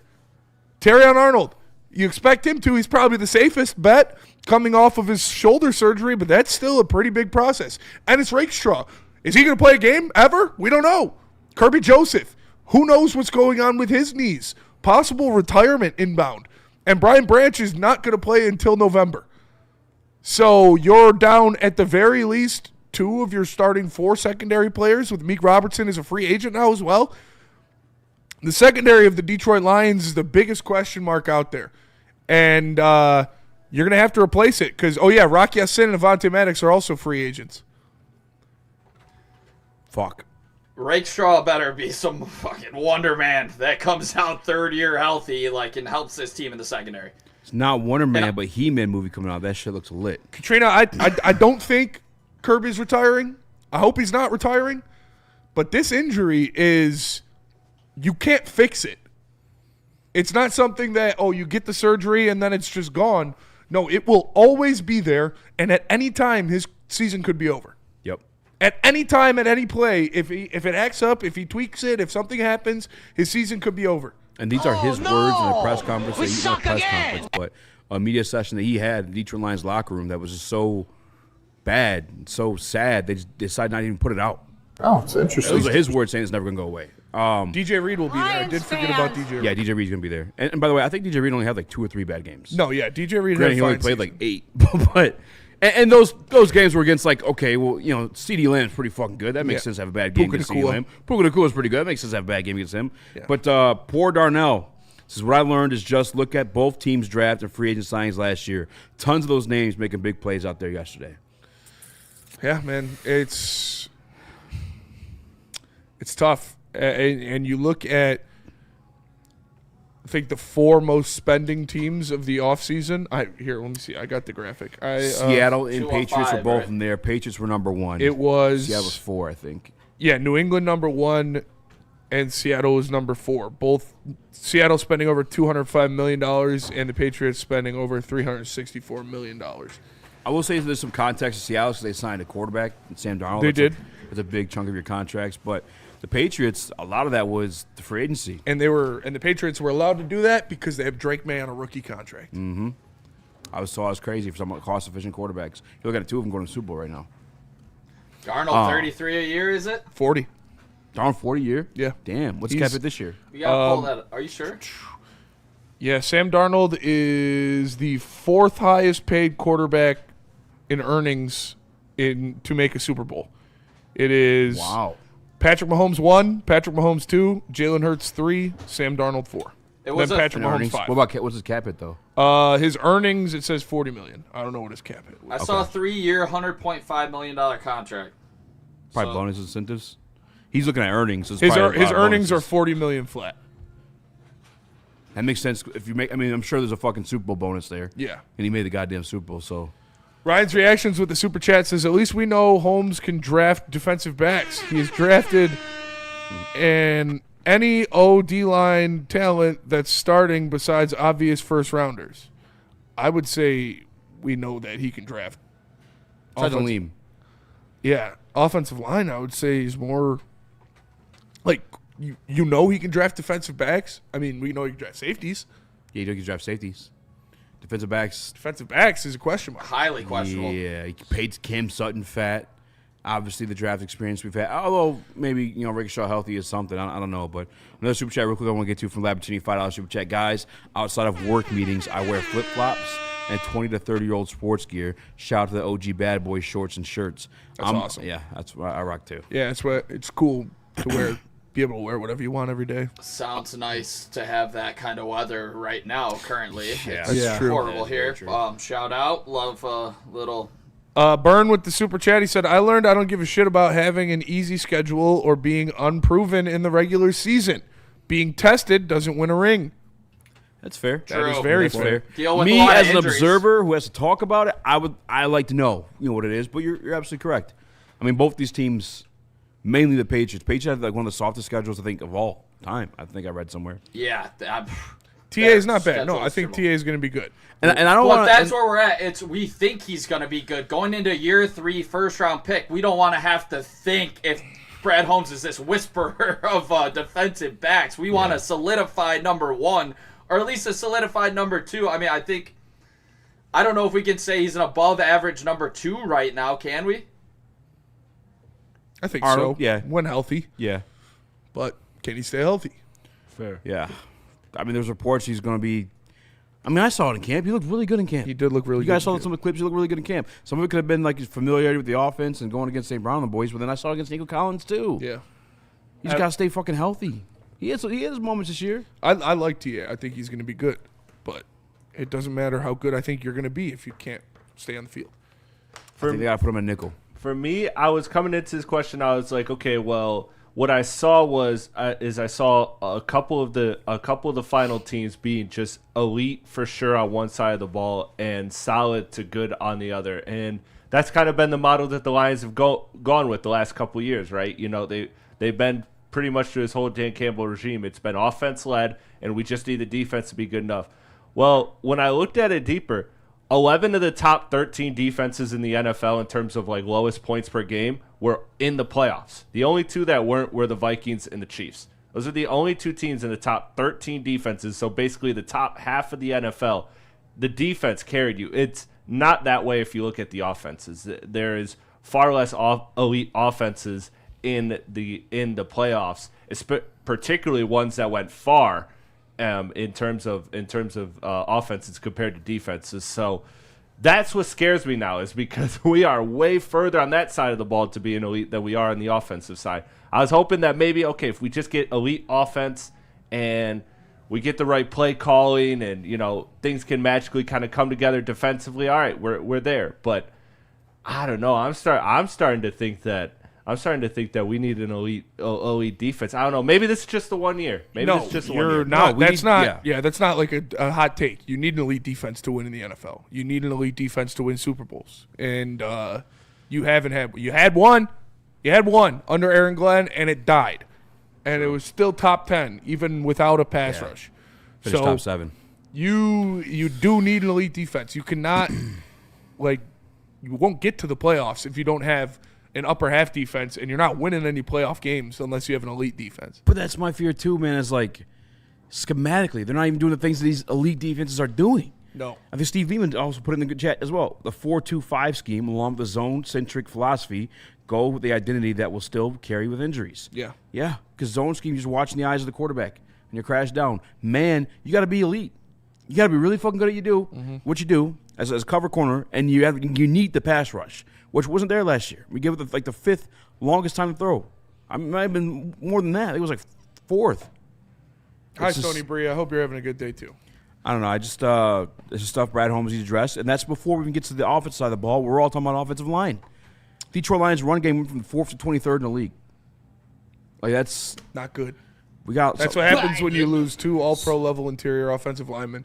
And you let one walk for $9 million, dude. Kevin's in a Super Bowl window. What the fuck are we doing, man? Would this team have made the playoffs if they had Kevin Zeitler and Carlton Davis? I believe so. Yep. I really do. I think just Zeitler. Just Zeitler alone. I think, yeah. I'm with you, Nick. Zeitler alone, we were in the playoffs. Yeah, that was. You wouldn't have done anything, but it still would be nice to be in the playoffs. I don't know. Some of these defense probably my biggest takeaway this weekend. Nick, what were you going to say? I was just going to look at some of these teams that were just in the NFC just games in general, because I honestly still believe, obviously Rams and Seahawks I thought were the best teams in the conference. I think the winner of that is winning the Super Bowl. I just thought without some of these elite teams this year, the 49ers got routed by 35 in their game against the Seahawks. Before that, who else was in the NFC? Eagles, we saw what we looked like, partially because the interior of our offensive line blew. And the Eagles offensively sucked. 6. Yeah, they sucked. Who else do we have in that? Oh, NFC. We had the Packers and Bears. Not 2 world beaters. You lost to the Packers twice. You beat the Bears twice. But if you had Zeitler, I bet those games look a little bit different, getting pushed around on the interior a lot. Obviously hindsight 2020, but it's frustrating to think about, I'll say that. It is frustrating to think about. I think, my biggest takeaway, honestly, is coaching. But when we get back, I do want to talk about some of Brad Holmes' situations too, man. John Schneider. He's pulling a Howie Roseman at this point. Can win a second Super Bowl with a totally different coaching staff and a totally different quarterback. But Feist. Tell us about Black Rock, Chris. Let me tell you about Black Rock Bar and Grill. Look, Black Rock Bar and Grill is the home of the steak and stone, and it is a sizzle above the rest, and it is where the heavyweights will be in just 2 days. The heavyweights will be broadcasting live in Davidson at the Black Rock location, so make sure you pull up to that location, show out and support the heavyweights. You already know what it's going to be. It's going to be good food, good vibes, good service, all of that, and you can get a good price when you go out there. Mention Woodward Sports and get 20% off your total food bill. It's Black Rock Bar and Grill. Check it out. No one gives away more cash and prizes than Woodward Sports. You don't believe us? Here's our latest $10,000 winner. You guys posted, hey, if you guess all this stuff right, we'll give it's $10,000. I'm like, okay, well, why the hell not? And the winning doesn't stop there. How about our Outkick Your Coverage winner? Let's give it up for David Tully, everybody. David Tully. This guy's got a hot girl. Bigger prizes, bigger giveaways, cash, merch, tickets, and more. All from the biggest sports network in Detroit. No one does it bigger and better than Woodward Sports. Make sure you're following, liking, subscribing on Instagram, Facebook, X, and YouTube for your chances to share in the winning. From Detroit's #1 sports network, Woodward Sports. Big injuries, big news. Twice a week, Dr. Jeff Pierce from Michigan Sports and Spine joins Woodward Sports Network for the Injury Insider Report. Big D Energy Tuesdays at noon. Braylon Edwards and Shep Thursdays at 3:30. Get expert analysis and in-depth breakdowns on the latest sports injuries from the man trusted by top athletes in the community, like D-Mac. Whether it's the Lions, Pistons, Tigers, or Red Wings, Dr. Pierce talks us through it all. Don't miss the Injury Insider Report with Dr. Jeff Pierce. your go-to source for understanding the impact of injuries on the games and players we love. Only on Woodward Sports Network. Scan the QR code on the screen or go to MichiganSportsandSpine.com to see if Dr. Jeff Pierce can help you. Congratulations to the real Coach of the Year, Motor City Dan Campbell. Just put your head down and go to work. It's about to be fun, man. It's about to be fun. Woodward Sports. Pizza is celebrating 80 years of the original Detroit-style pizza and is grateful to be your hometown favorite. Follow their social channels and join the rewards program to see what they have planned throughout 2026. Add some Detroit-style to your next event with Buddy's Catering. Their menu is packed with fan favorites, including their award-winning pizza, signature salads, home-style pastas, and more. Save 20% on your next catering order of $200 or more when you order with promo code Woodward20. Visit buddiespizza.com/catering to view their complete menu and place your order today. What up, though? Welcome, Mike, to Woodward Heavyweights Live, WoodSports.com. Easy West Raxter, Chris, Nicholas Kohloff. Smash the like button, be a friend, tell a friend, and share the stream. I saw my boy Costa on Twitter today saying that John Schneider exposed Detroit Lions general manager Brad Holmes. That's some strong verbiage there. But his argument was he traded his quarterback.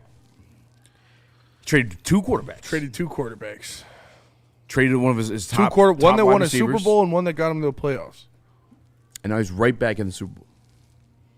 Spin some bread, too. Also a good drafter.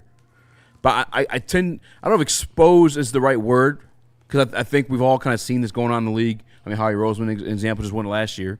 But, yeah, it is more than just drafting. You got to, if it's not spending money in free agency, which I understand, like that's grabbing a guy at the highest value and resetting the market most of the time if you're talking about an impact player. I get it. You don't always want to sign the splash free agent. Trades are a thing. Trades exist. They do. Trades exist in the Seattle Seahawks Super Bowl run. They existed last year with the Philadelphia Eagles Super Bowl run. The Chiefs have made trades. Like the Rams made trades. I think that's my biggest fucking beef. That's always been my biggest beef. I'm not expecting you to sign the biggest name at every single free agent signing, every single free agency. I don't have that expectation.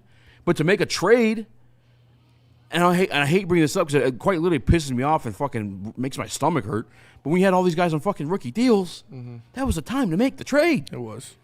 And you see, probably he makes him in the draft for project players. One of the best moves that he made was a trade, and it set your defense up to be elite when you traded for Carlton Davis, and you brought him in here on a deal where he was going to outperform what he was making, and he played like an all-pro caliber cornerback, and then you lost him in free agency because you went and got paid somewhere, but you brought him in here into a situation where you needed him to be the guy, and he was the guy, and you had identified him and took him from somebody else, and now you're just, I mean, unfortunately, with the amount of people you're paying, you don't have the opportunity to do that anymore. Now you have to hope that these guys that you sign are impact players. You got to hope you get a Roy Lopez off of a scrap heap. You got to hope you get one of these guys off of a scrap heap, and they do enough to make the rest of the defense around them elite again. And right now, you're building back up to that elite defense. We don't know what the defense is going to look like. We don't know who's going to stay healthy. But you have so much money wrapped into it, you can't really afford to bring in a splash piece. You just got to hope that the bargain bin guys that you bring in are going to be impact. I saw my man, and I love Al. All right, Al, big football guy, football nerd. We've had Al on the show. Yep. He posted today, over the past 3 off seasons, the Lions have committed $134 million in total guarantees in free agent signings, ranking 22nd in the NFL. Nice. Before he mentioned that, though, the perception that Brad Holmes and the Lions front office rely only on NFL draft for player acquisition is a more misconception than reality. 22nd is the back half of the fucking 22nd's not good. And again, I'm not even asking for the free agency stuff. I could give a fuck less. Make the trade. Don't bring me Isaac Tesla with 3 third-round picks. Bring me a Jalen Phillips. Bring me a fucking Von Miller.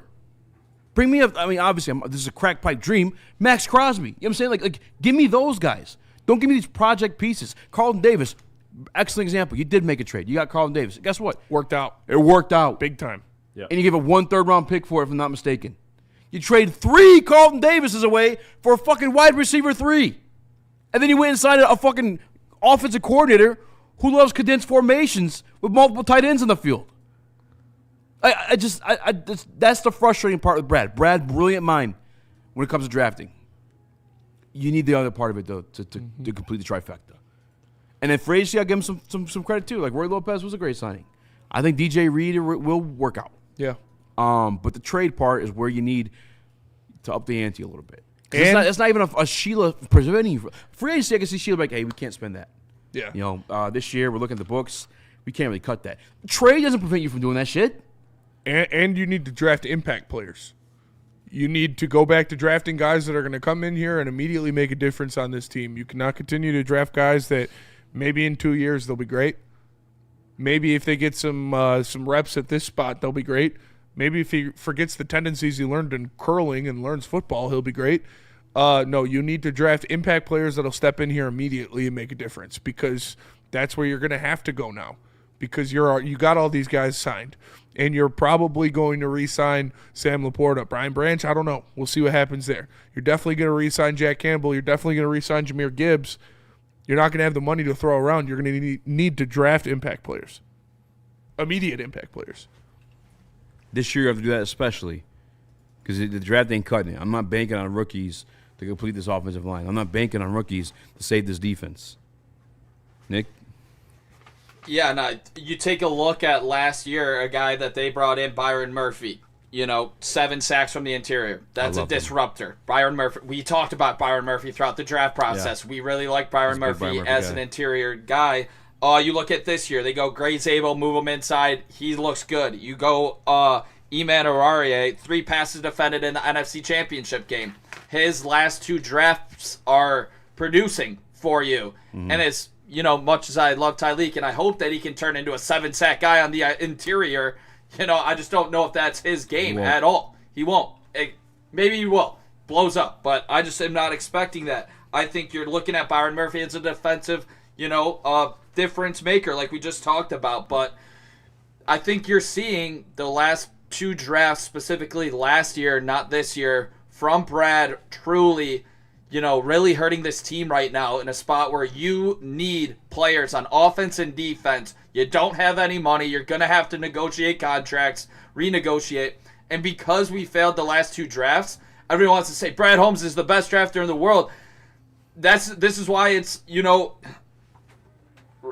this is one of the hardest jobs in the world. We all say it's not rocket science, but you have to do it consistently. And because he wasn't able to, succeed in the draft 2 years ago, you're looking at holes on this team where you wouldn't, and you needed impact players on cheaper contracts, and you're just not getting that out of Terrion and Rakestraw and Manu, and, we can go down the list there. I mean, Mahogany, we'll see what he's not an impact player on the offensive line by any means, I wouldn't say yet. So I think just late in the draft, he's done too much dicking around with project pieces. Yeah, I mean, that was a great point that you guys brought up. He's gotten way too cute with the draft stuff. And you got to take a guy on a budget cut. Like, you really do.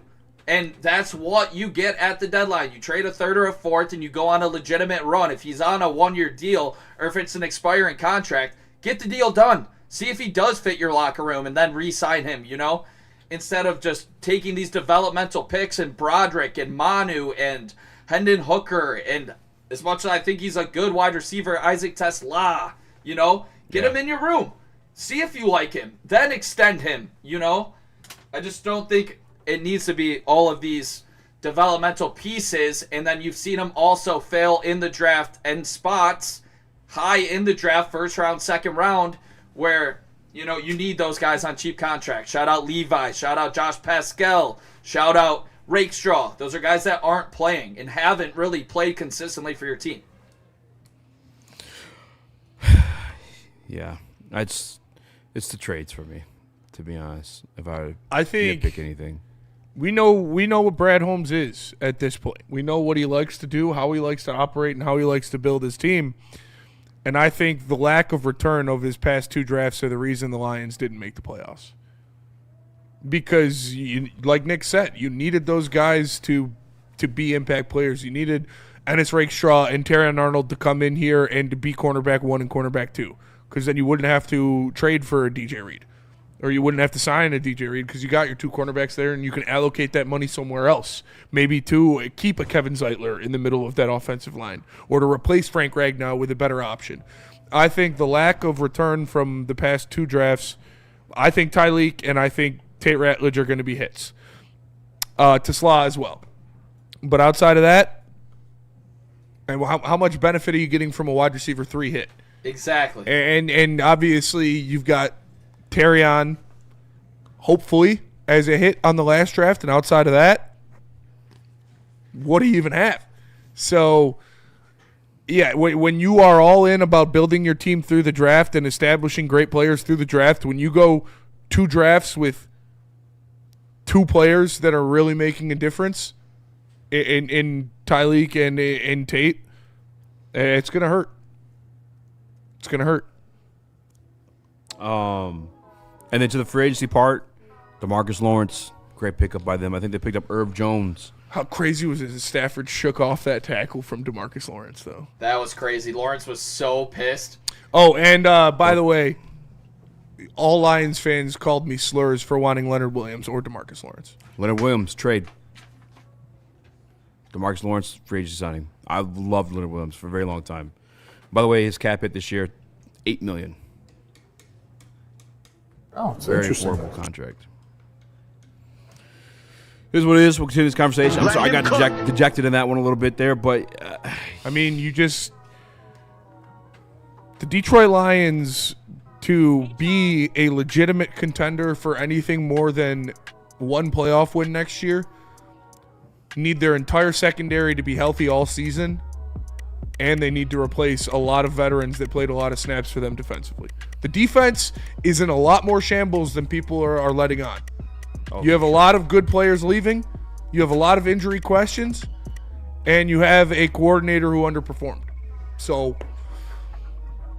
Brad Holmes has a lot to do there. I wholeheartedly believe he will fix the offensive line this offseason. I wholeheartedly believe that he will do what is necessary to give you an elite offensive line again next year. I don't think you can fix the defense in one offseason. I think some of it's coaching of that, too. We'll see, man, but listen.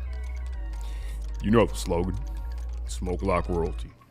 Gold Crown's Michigan's brand through and through, with some of the finest cannabis products in the state. Whether it's their Crown Jewel gummies packed with flavored effects that keep you vibing, or their infused jets or pre-rolls that hit hotter than a Lions linebacker. Gold Crown's all about giving you top shelf quality without the royal price tag. All rise for the reign of royal highs, only with Gold Crown. Love Woodward Sports? Love wearing clothes? Then you should be wearing Woodward Sports clothes. Check out our full line of merch at woodwardsports.com. Just click on shop. We have all your favorite designs, like Dan Campbell kneecaps, Woodward golf, and of course, our own logoed out merchandise. Men, women, infants, kids, all love Woodward Sports. Impress your friends. Impress your boss. Impress your dog. Buy Woodward Sports merch today.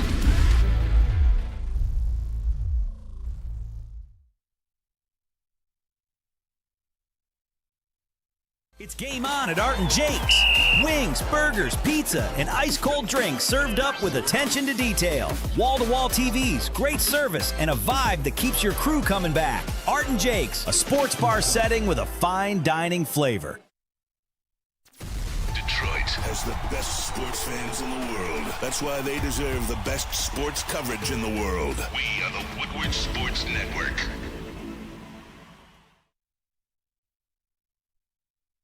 Art and Jake's is rolling out the new menu, and the boys will be there watching Michigan versus Michigan State basketball. The rivalry is more alive than it's ever been. Two of the top teams and basketball right now. College basketball, it is. They got 80 TVs wall-to-wall, enjoy it on. 22 draft beers, drink it too.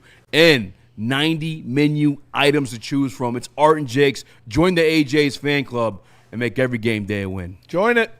Join it. What up, though? Welcome back to Whatever Waits Live with Sports.com. He's joined by more Raxter, Chris, Nicholas Kohloff. Be a friend, tell a friend, and share the stream. Thomas, bro. Listen, we already said it, but you just saying it out loud again, just one more time. You signed Jamison Williams, and then you cashed in 3 third-round picks for a wide receiver. Like, just that shit. Love Brad, but that shit. Yeah. It just reeks of, to be honest, arrogance. Like, on paper, that's a pretty fucking stupid idea. The only thing to make you do that is you fucking smelling your own shit a little bit. And but yeah, it smells lovely. My shit don't stink.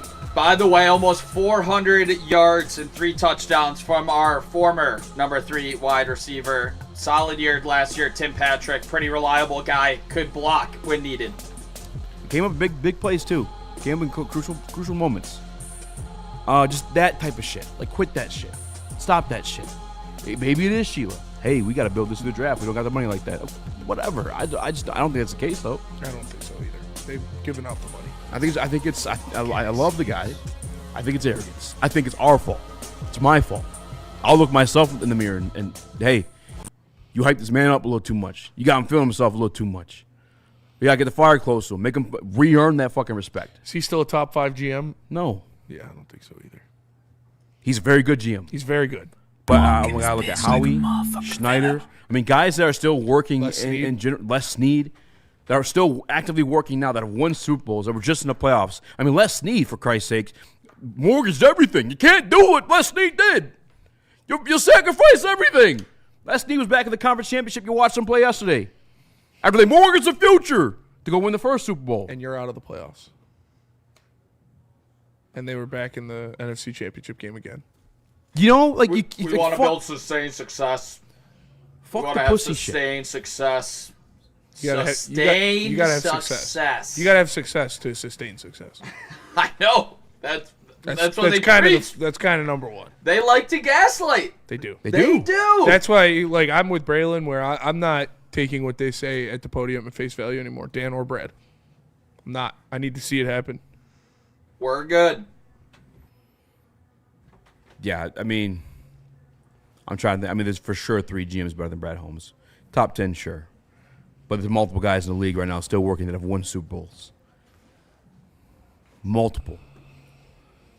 It's, listen, again, I still had faith, though, because I hope that he could learn from it. Missing the playoffs this year may have been a blessing in that way. It didn't sound like at the podium. He's going to do the same exact thing at edge rusher. That's just like, what are we doing there? He's got a lot of decisions he has to make with his defense because, like I said, the amount of free agents that you have to bring in or bodies that you have to bring to replace guys you're losing in free agency to even get back to where your defense was last year, which was ass. 22nd in points per game. And you're losing guys a lot of guys that played a lot of snaps for you. And you don't have the money to go out there and pay for upgrades. I saw somebody say, can we chill on Tim Patrick? He had 15 catches. Tesla had 16. I mean, I get like some of them were some highlight touchdowns, and I think Tesla is nice for that, but it was the resources that you put in to have your 7th weapon on the football field, 6th. You didn't need him. 7th weapon on the field. I like Tesla. I think he's going to be a great player. Yeah. You didn't need him. It was a very arrogant draft pick. It was a luxury pick, and we felt at that point, okay, maybe you can afford a luxury pick because the roster and how it looked. But with the way the offensive line shook out and now looking at the defense, you couldn't. It was coleslaw. It was an unnecessary addition to the dish. Like, you didn't need it. Bar. That's the nickname people wanted, too. Yeah, I'd rather sub the coleslaw for an extra roll. Yep. Give me another offensive lineman in the 3rd round.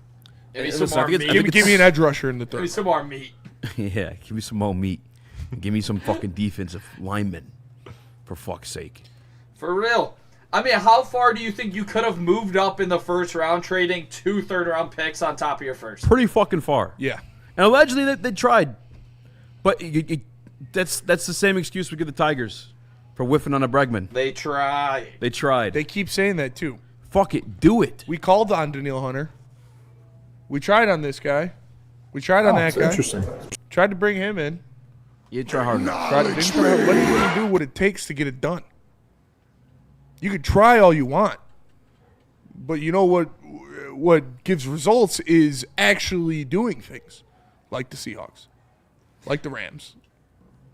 If it were the James Pierce Jr. deal, Because ultimately, I mean, that's the rumored trade they were trying to make. God, my hip, dude. They got all big when the Falcons threw down the fucking first-round pick and did it. Ooh. Would you guys have done that? Yes. This year's first for James Pierce Jr.? I would have.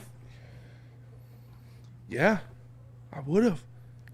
This year doesn't. Wait, are you saying this year's first or the 2/3? It would have been 26's first. This year's first. Because now the Rams are picking. Mortgage the future Rams are picking 13 this year. Yeah. In front of you. And they have their other first-round pick. And they were just in the NFC Championship game yesterday. In front of you. In front of the Lions. Because you won a pointless game in Chicago. Wait, whose pick is that for the Rams? The Falcons. Falcons. Oh, yeah. Yeah, because they got James Pierce Jr.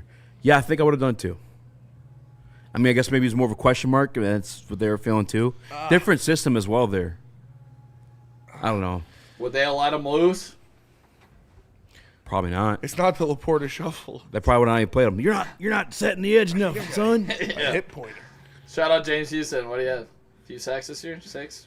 Yeah, I guess I would did it. Yeah, James Houston looked pretty good for Dallas. The other thing too is like if that's your first-round pick, you're probably in the playoffs.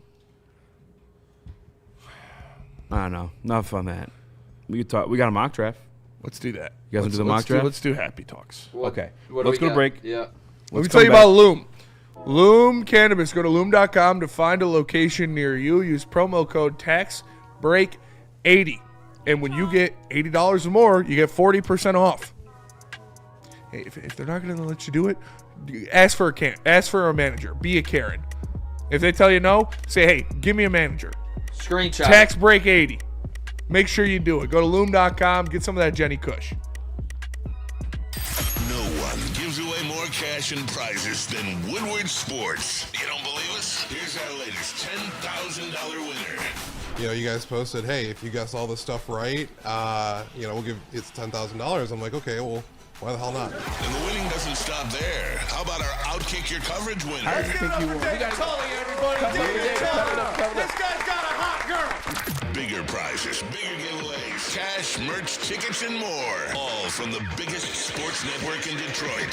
No one does it bigger and better than Woodward Sports. Make sure you're following, liking, subscribing on Instagram, Facebook, X, and YouTube for your chances to share in the winning. From Detroit's #1 sports network, Woodward Sports.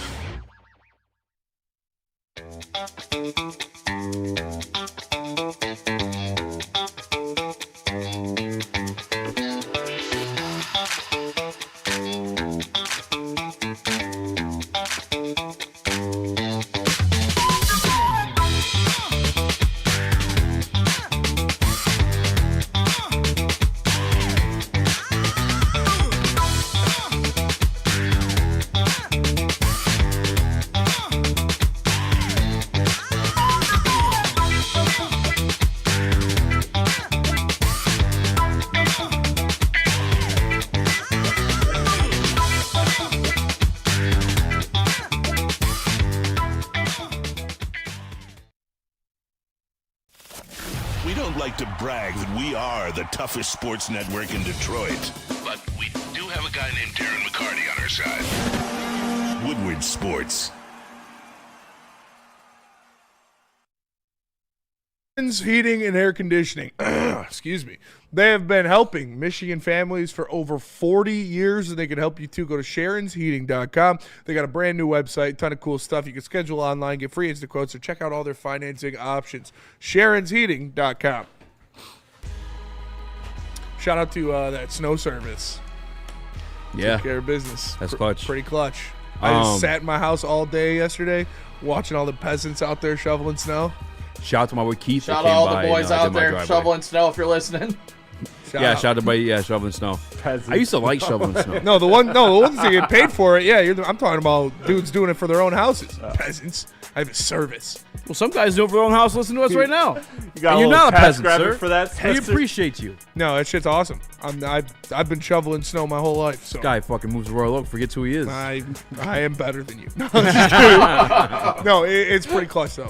They did like knock on my door, probably to get me to like pull my car up even more. But I don't need them to do the whole driveway. Like, Yeah, I just need where I'm walking to. Yeah. Yeah. So they knocked on my door at like 7 o'clock this morning. Yeah. I woke up. I was like, dude, I'm not getting out of bed. I got 2 more hours before my alarm goes off. TJ Bond, $5 super chat. Hitting Black Rock after Wednesday. Y'all up the street. TJ, I look forward to meeting you, man. Thank you for watching the show and appreciate us. And I have nothing You better not against be shoveling your if own you shovel snow. your own driveway. Yeah, I got nothing against that. You know what I'm saying? It's a hard not like for some of us. No, I'm just glad. I would rather shovel snow than rake leaves, though. Mm-hmm. I'll tell you that. Yeah, raking leaves feels. I would have been fine with I don't rake shoveling the leaves. snow. I think it's the dumbest shit in the world. The Mow 'em? I mean, my girl rake. I told her I'm not raking the fucking leaves. She's not raking them. You want to over there like a dumbass raking leaves? Go ahead. I'll let the leaves be. I do You're gonna feel blow stupid away. doing it. She did it this year. The fucking next day, a whole fucking new crop of leaves on the lawn. You feel fucking? You gotta go back out there, huh? Dumbass. I didn't say that obviously. The But shoveling snow's not the bad part. I would shovel the snow. I don't care about that. The lawn service is going to be clutch. You got lawn service too? Yeah.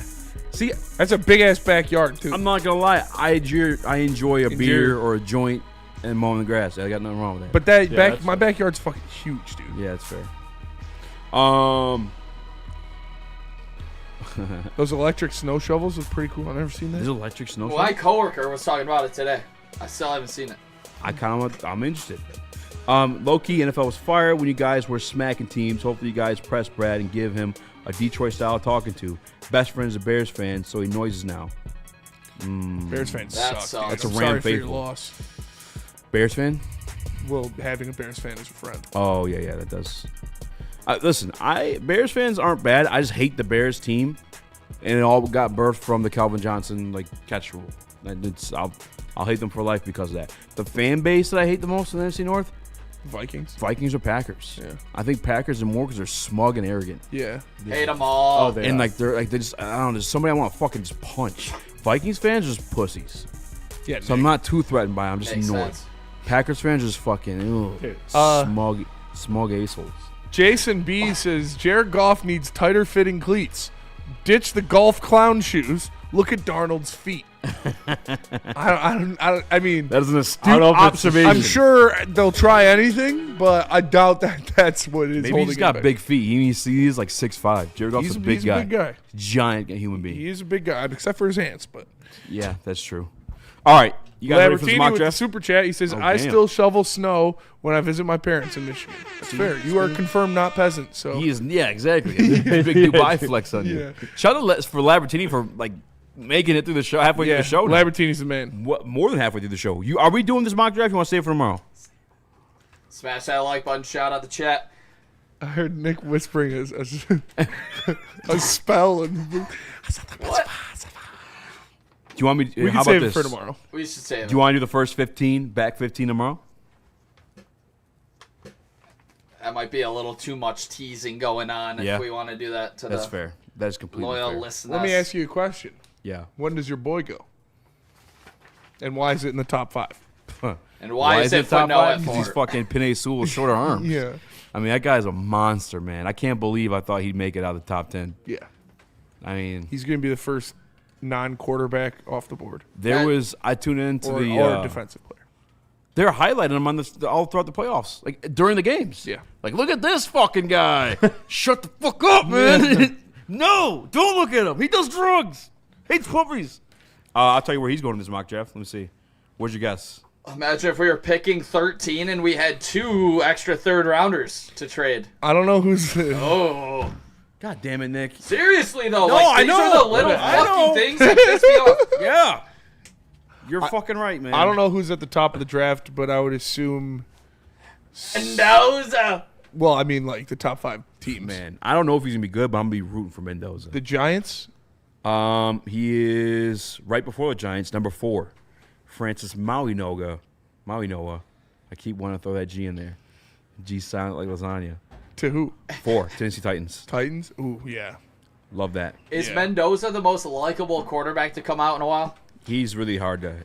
He's If you very- hate him, you don't like corny people. He is kind of a corny He's person. kind of corny. But like, I don't know. I respect it. You Yeah. know? It's just who he is. Yeah. And he's a dog. Yeah. I'm rooting for the kid. Yeah, I like him. I mean, he's going to Arvell the Reed's Raiders. still going number 2 in this one. I don't think he looked that good against the Hurricanes. What? I kind of don't like him at all, to be honest. Dante Moore? No, Arvell Reed's is number 2 in this mock draft. This is Daniel Jeremiah on NFL.com, by the way. Spencer Fano at number 3. That's the kid out of Utah.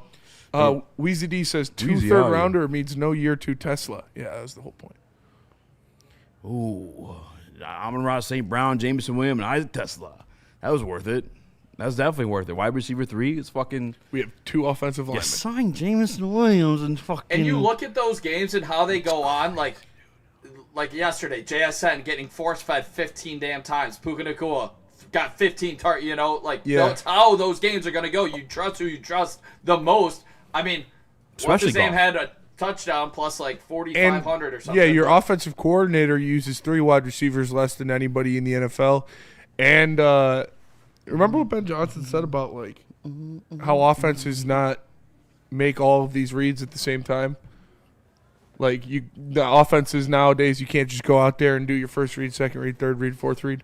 So having 7 weapons, it sounds great, but too many mouths to feed at a certain point where you dial into a couple guys. You get your running back to start liking other posts about other running back because too many mouths to feed, question mark? It's interesting. I do like I Tesla. do love Isaac Tesla. I think he's going to be very good. Yeah, but I do. Yeah, great I think kid. we could use a player of his caliber in a multitude of different positions than wide receiver. Dude, he's a Lions fan. He's probably pissed. What are we doing, Brad? Yeah. You're picking me? Are you serious? We need a wideout, Brad. Not Hedge. I refuse. That'd be funny. What if he was that much of a Lions fan? That'd be fucking hardcore. No, you guys don't need a wide receiver. I'm not going to your team. Yeah, what do you mean? He's he shows up. I'm playing Edge. Yeah. He's big enough. Put on some weight. He probably could. He's physical enough, too. It's like the fake draft video. The guy points at me himself. He's like, me? Yeah. What? Did someone And it's got certify him in the that highlight. one? He's like, am I going on a team with Jameson Williams, St. Brown, Sam Laporta, Jameer Gibbs, David Montgomery? What? No, yeah, that's a great meme. That's a Barstool guy. Is it? He's funny. Which one? Son of a boy dead. Yeah. Oh, yeah, I saw that video. I didn't know he's a Barstool guy, though. Good for him. All right. Fuck it. He was on Mailbag. the Yak for a little while. I don't know if he still is. I don't think so. He was on the original Yak with Caleb and all of them. I don't consume Barstool content outside of social media. Yeah, me either. I listened to PNC Nothing against for them. the first time today in a while, and it was pretty good. I've listened to them when they had Scooble on, and I've listened to them when they had Stafford on, and had somebody else on. They had Dan on, and Amon-Ra. When they have our guys on, I'll listen to PFT. I guess they're on Netflix now, someone said. Yeah. Yeah, that's crazy. I don't love the whole that's kinda podcast on whack. Netflix thing. It's weird. It is I get weird that to you see gotta it. do it for the bag, but that's I don't know. I'm a YouTube guy. They're just trying to be like Spotify. How Spotify is housing. Netflix just wants to be a content place. Yeah. So that's what it is. They run the world. I mean, Barstool. Back to the deaths. Caseville Country Boy says, since Jared Goff hasn't won us a playoff game in 2 years, is he doing nothing but padding stats now? The same thing Stafford was accused of when he was here. They won't do it. They won't say it. Ask that to Stick. They'll never say that he's padding stats. He's trying. He's trying to win. Stafford was trying too. Yeah, they're trying to win. Padding stats, that's not a thing. God bless Jared Goff. Great guy. Give me a heavy Chevy or a Buick over a Ford all day. I'm a Chevy guy. I am whatever they tell me I like when I'm doing these ad reads, just like I'm going to tell you.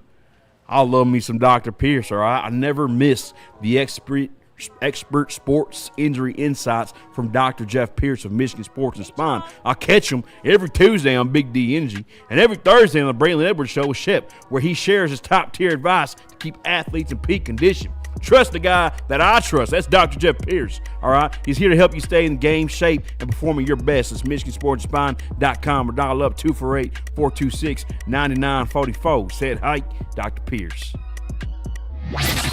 Get ready for the ultimate sports experience. Join former University of Michigan star and NFL sensation Braylon Edwards alongside the charismatic Shep. Braylon Edwards, touchdown Michigan! As they break down the latest in sports like never before. Tune into the Braylon Edwards Show with Shep. Touchdown, Braylon weekdays from 2 to 4 p.m. only on the Woodward Sports Network. Don't miss out on hot topics, insider insights, and the banter that keeps you coming back for more. How do people feel about getting a Planet Fitness membership for $15 a month? How do they like working out in a clean and spacious gym that's filled with equipment for every workout? And how about free fitness training in the judgment-free zone that leaves them feeling energized all day long?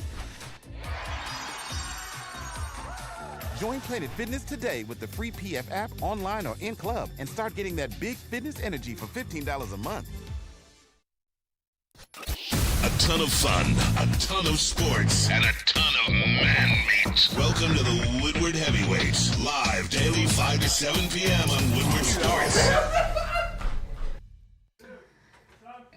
If you just got done shoveling your driveway, no better way to celebrate than a ice-cold Sun Cruiser Vodka Iced Tea. Yeah, you know what it is. 4.5% alcohol, low in calories. Truly is the best drink out in the game right now. We love it here at Woodward Sports. You're going to love it too if you're gearing up for a big Wings game or a big Piston game. Sadly, the Lions are out, we all know. But a big football game coming up in a couple weeks. Only one drink to pick up.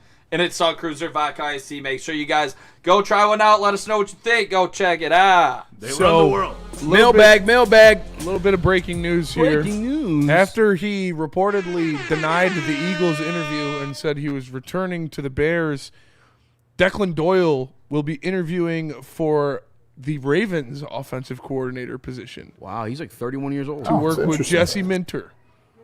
And that was, again, after he turned down the interview for the Eagles spot because he wanted to be with Ben Johnson and Caleb Williams in Chicago. Sounds like he just didn't want to go to Philly. Wow, maybe we did get Mike Kafka because he didn't want to go to Philly. Shout out. People said that on this show. Wow. Didn't hear it. That's interesting. 100%. 42 more likes to go. Let's get it up there. Trouble in Paradise. The heavyweights. Yeah. Got drunk on Friday. What? And saved the Super Bowl halftime show. You're welcome. We bullied Bad Bunny out of the dress. All right? He came out over the weekend, and he came out. He's interesting. He's not going to wear the dress. He came out and said, I don't know where the fuck this came from. All right, but these fat guys bullied me out of not doing this. I'm not wearing a dress, goddammit. Let's just shout to Bad Bunny. I'm not That going is what he said. So Shout to quit us. asking. All right. Shout out to us. We saved the Super Bowl. Listen, You're welcome. when your uncle or your grandpa or your dad isn't crashing out because he sees a Latin man in a dress at halftime, you have us to thank. You're welcome. You're welcome. Secondly, speaking of unks, all right, Chris Carter, legendary wide receiver, all right, Hall of Famer, congratulating Sam Darnold on Twitter last night with a congratulations to Sam Darnell. That shit. It's funny because, like, a lot of my family's from, like, South Carolina, and they do that. My dad's side of the family, they just change words. Just like it's not Sam Darnold, just Sam Darnell. Fucking just random shit like that. Chris Carter, maybe from South Carolina, I don't know. But hell of a win by Seattle. Congratulations to Sam Darnell. So congratulations to him. Also, I don't know if Neil delivered this line. His son put it best. All right, we watched Justin Gaethje put an all-American ass whooping on Patty Pimblett. Yeah. But then Cristiano put in perspective. He walked out to Garth Brooks, then he beat the fuck out of a Brit. Yeah. That's American as it gets. That is American as it gets. Hey, man. People were bitching about I do what I walk out. want. Hey, you walk out to what gets you in the mood. Yeah. I liked it. For That was sure. theatrical. And Patty also stupid. Standing outside. Did you hear what Dana said? He's like, yeah, his game plan was I'm going to knock this motherfucker out. I mean, Justin, in fairness, was chinny. It's chinny. It's Yeah, been but chinny. like, take him down after you're getting your ass beat for 3 rounds. But Justin was wrestling him up a little bit, too. He was. Bullying him with the fucking headlocks. That was the only good fight in that card. Maybe outside of That card sucked. John Silva versus People are like, UFC is Arnold back. I'm like, did we watch the same fucking card? I mean, I'm happy. No, they mean like it's back. I get happy it's back. I did feel the way you feel about shoveling your driveway. Watching that card? Watching the women fight? Watching it legally? Yeah, I mean, my alkaline water watching legal UFC. Oh, yeah. Oh, that's wild. It was on Amazon. Those are over 2 Paramount. Oh, yeah. Can I tell them what happened Friday night? Hey, that one sucks. Can I tell them? What happened Friday night? where I gave Drunk You the login? Oh, yeah. I completely forgot. Yeah, I don't know where I logged into that at. I don't know. So Spinny texted me Friday. It might be on somebody else's TV. For the login. I'm going to pull up the text, actually. What do you mean? I don't know where it's logged because the app, there's no Paramount Plus app on my TV. How'd you watch it? It was on Amazon. Wait, so you just It's not Amazon. I watched it on Amazon. It was definitely on Paramount. It's on Paramount Plus. I watched it on Amazon. I think you're getting your blue apps a little I'm mixed not. up. I don't have Paramount Plus app, and I watched it on Amazon. He's lying. I fucking hate you guys. I'm going to fight all of you. We hate you because the definitely was on Paramount Plus. I watched it on Amazon. I got to ask, so you just got Paramount. Have you seen Running Man that they just threw on, the new Running Man movie? No, I'm going to watch it, though. Yeah. I'm going to watch it for damn sure. Don't have Paramount. Can't watch it. You do.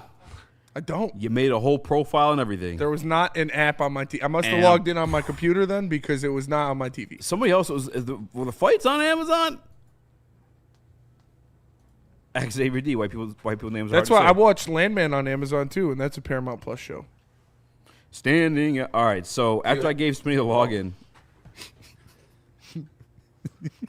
what did I say? I gotta find it. Because he's bitching about the fights not being on. He's like, "Oh, UFC's really dead. They're not even showing the fights on here."